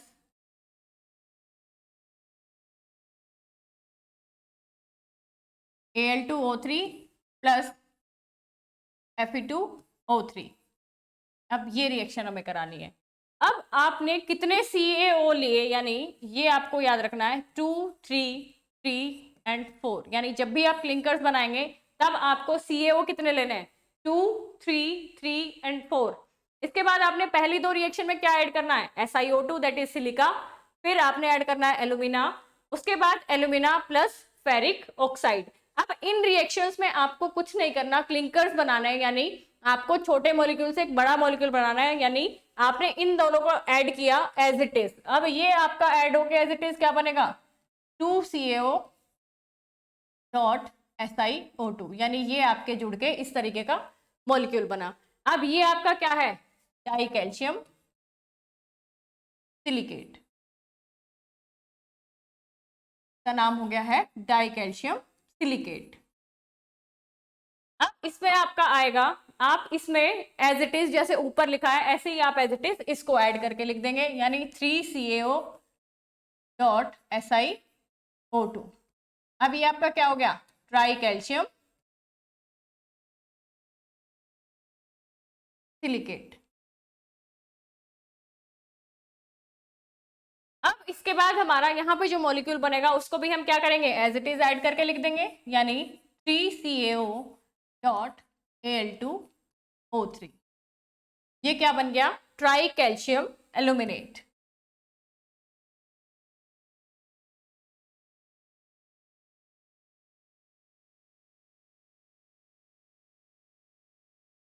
अब इसके बाद आएगा ये नीचे वाला जो क्लिंकर बनेगा, ये भी एज इट इज हमारा ऐड होके एक नया मॉलिक्यूल बन जाएगा, that is CaO dot Al2O3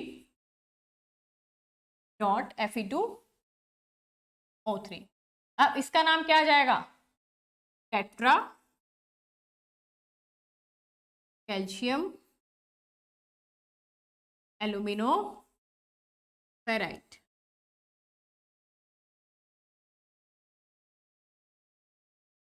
अब हमने ये चार अपने क्लिंकर्स बनाए, तो ये चारों क्लिंकर्स हमने क्या किया, एज इट इज इधर से जो हमने कंटेंट उठाया उसको एज इट इज उधर रख दिया। अब हमें क्या करना है, अब हमें बताना है कि इसमें फाइनल और इनिशियल सेटलिंग की जो हम रिएक्शंस लिखेंगे वो हम इन्हीं क्लिंकर से लिखेंगे, यानी अगर हमें क्लिंकर्स बनाने आते हैं यानी इनकी रिएक्शन लिखनी हमें आती है, तो इनिशियल और फाइनल की रिएक्शन यानी सेटलिंग की रिएक्शन में हमें कुछ भी नहीं करना है, इन्हीं क्लिंकर्स में आपको वाटर मॉलिक्यूल्स ऐड करने हैं। अब इसके बाद हम प्रोसीजर पढ़ लेते हैं ग्राइंडिंग की। जैसे ही ये क्लिंकर्स बन गए, ये क्लिंकर्स बनने के बाद हम इन्हीं क्लिंकर्स को क्या करेंगे, ग्राइंड करेंगे, यानी पाउडर फॉर्म में लाने की कोशिश करेंगे टू आफ्टर ग्राइंडिंग। इसके बाद हम क्या करेंगे, 2 to 3% जिप्सम ऐड करेंगे इस ग्राइंडिंग सीमेंट में, और इसके बाद ये सीमेंट रेडी टू पैक। अब हम बात करेंगे इनिशियल और फाइनल सेटिंग की, यानी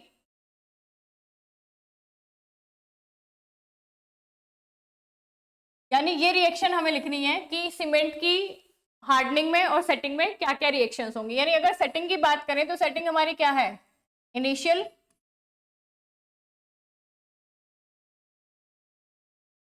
सेटिंग, और फिर क्या है हमारी फाइनल सेटिंग।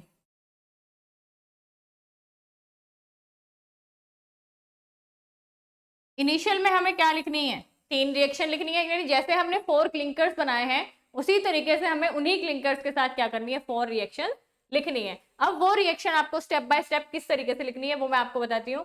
कि हमने 4 क्लिंकर्स बनाए, ये मैं साइड में लिख देती हूँ।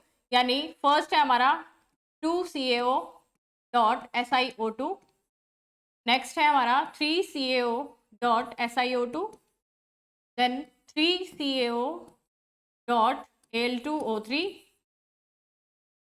and last one is 4CaO dot Al2O3 dot Fe2O3।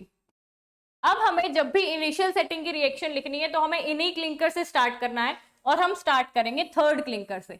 यानी पहले हम रिएक्शन लिखनी शुरू करेंगे थर्ड क्लिंकर से, देन फोर्थ क्लिंकर यूज करेंगे, then first clinker, and then second. तो ये तीनों जो रिएक्शन आपकी होंगी ये आपकी आएंगी इनिशियल सेटिंग में। जो फोर्थ यानी सेकेंड क्लिंकर हम यूज करेंगे वो हम रिएक्शन लिखेंगे फाइनल सेटिंग में। अब हमें क्या बताना है, जैसे ही ये क्लिंकर हमने उठाया यानी 3CaO डॉट Al2O3, अब हमें क्या ऐड करना है, यानी सीमेंट की सेटिंग की प्रोसेस तब स्टार्ट होगी जब हम उसमें वाटर को ऐड करेंगे। यानी वाटर ऐड करने के बाद ये रिएक्शन स्टार्ट हो गई। अब हमें वाटर मॉलिक्यूल कितने लेने हैं, इन रिएक्शंस को आपको समझने के लिए सिर्फ इतना याद रखना है कि अगर आपने यहाँ 3 तो यहाँ पे आपका क्या आ जाएगा 6H2O। जैसे ही ये रिएक्शन आपने लिखनी है तो एज इट इज जैसे क्लिंकर्स बने थे ऐसे ही आप वाटर मॉलिक्यूल को ऐड कर दोगे। यानी 3CaO dot Al2O3 dot 6H2O। और आपने एक चीज हमेशा नोटिस की होगी कि जब भी सीमेंट में वाटर ऐड करते हैं तो वहां पे क्या होता है, हीट लिबरेट होती है। तो आप क्या करेंगे, इस हीट को एज इट इज यहाँ लिख देंगे। अब हमें क्या करना है, फोर्थ क्लिंकर दैट इज ये वाला, यानी 4CaO dot Al2O3 dot Fe2O3 plus water molecules. अब आपको यहाँ पे वाटर मॉलिक्यूल्स 8 नहीं लेने, यहाँ पे वाटर मॉलिक्यूल्स हम लेंगे 7। अब जैसे ही 7 वाटर मॉलिक्यूल्स लिए उसके पीछे का रीजन ये है कि यहाँ पे जो प्रोडक्ट बनेगा वो एज इट इज ये प्रोडक्ट बनेगा। यानी 3CaO dot Al2O3 dot 6H2। अब जैसे ही ये प्रोडक्ट बना और इसमें से तो आपको क्या देखना है कि आपके पास रिमेनिंग कितने CaO, कितने Fe2O3 और कितने वाटर मॉलिक्यूल्स हैं। तो हमने 3CaO तो लिया, तो हमारे पास क्या बचा 1CaO, यानी हम लिखेंगे CaO। अब इसी तरीके से Al2O3 हम उधर ले चुके हैं और Fe2O3 रिमेनिंग है, तो हम क्या करेंगे इसको एज इट इज Fe2O3। अब आपने ये देखा कि 7H2O में से आप 6 इधर ले चुके हो, तो आपके पास रिमेनिंग क्या बचा, सिर्फ H2O प्लस हीट।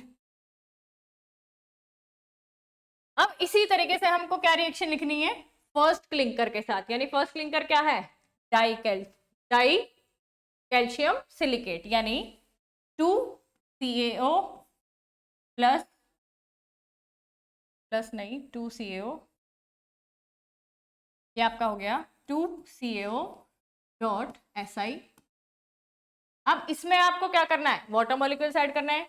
अब यहाँ पे फर्स्ट और सेकंड के केस में, यानी जब आप लास्ट के 2 रिएक्शन लिखोगे, यानी यहाँ पे एक रिएक्शन और यहाँ पे एक रिएक्शन, तब आपको इसका क्या करना है, कंप्लीट ट्वाइस। अब आपको ये पता है कि यहाँ पे 2, तो आपके वाटर मॉलिक्यूल्स कितने हो गए 4H2। अब आपको क्या करना है, same as it is reaction करानी है जैसे हमने पहले कराई, यानी डॉट लगा के सारी चीजें लिखनी है। अब यहाँ पे इस केस में, यानी जब आप 2CaO या 3CaO यानी फर्स्ट और सेकंड वाले के साथ करोगे तब आपको 2 चीजें याद रखनी है कि आपको होल ट्वाइस भी करना है प्लस CaOH का होल ट्वाइस, यानी आपका प्रोडक्ट बनेगा lime, that is calcium hydroxide. अब ये कैल्शियम हाइड्रोक्साइड आपका प्रोडक्ट बना, प्लस हीट तो आपका बनेगा ही बनेगा, क्योंकि आप सीमेंट में क्या कर रहे हैं, वाटर ऐड कर रहे हैं। अब इसके बाद आपका क्या आएगा कि आपको क्या लिखना है, remaining CaO plus SiO2 plus water molecule लिखने हैं।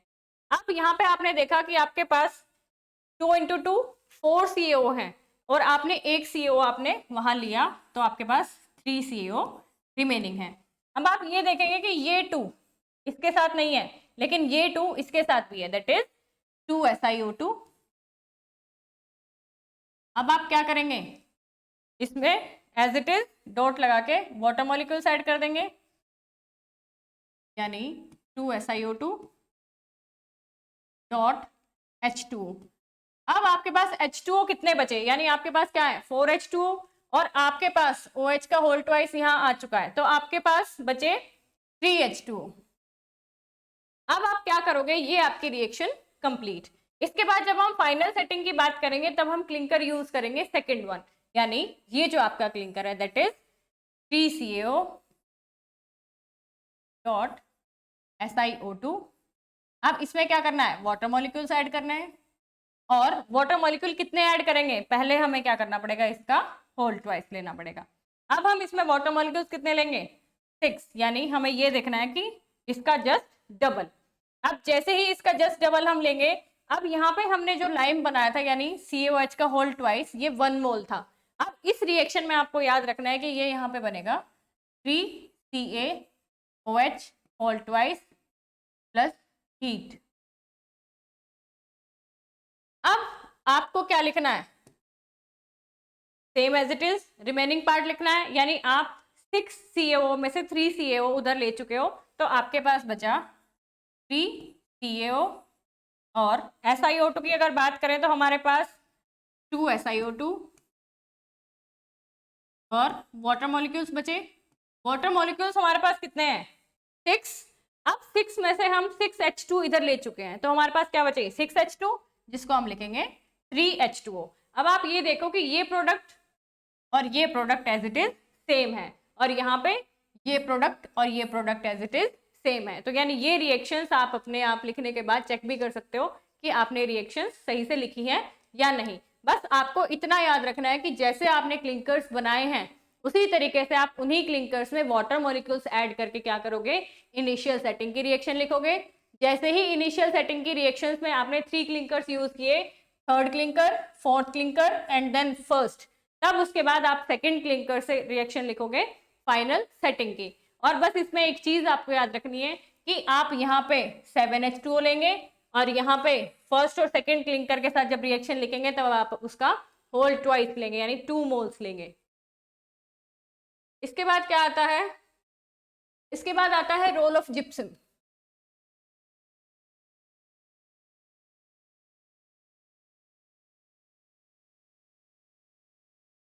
हमने 12th में जिप्सम क्या पढ़ा है, that is CaSO4 dot 2H2, यानी ये आपका क्या है CaSO4 डॉट 2H2O। अब ये आपको ऐड करना है सीमेंट में, तो सीमेंट में जब आप ऐड करोगे तब आपको क्या लेना है, थर्ड क्लिंकर लेना है, that is 3CaO dot Al2O3। अब जैसे ही आपने थर्ड क्लिंकर लिया और आपको इसमें जोड़ना है CaSO4 डॉट 2H2O। तो अगर हमें ये पता है कि यहाँ पे अगर हमने इसकी X अमाउंट ली तो हम इसकी रिएक्शन किस तरीके से लिखेंगे, हमें कुछ भी नहीं करना है, एज इट इज जैसे अब तक सीमेंट की रिएक्शन में हम लिखते हुए आए हैं वैसे ही हमें कंप्लीट जोड़ के इसको लिख देना है, यानी 3CaO dot Al2O3 dot X CaSO4 dot 2H2। अब हम जिप्सम को क्यों ऐड कर रहे हैं, यानी हमने क्या बात की कि रोल ऑफ जिप्सम। अब रोल ऑफ जिप्सम में हमारा क्या बन रहा है यहाँ पे, दैट इज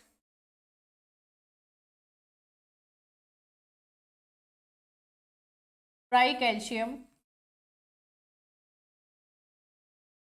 सल्फो एल्यूमिनेट।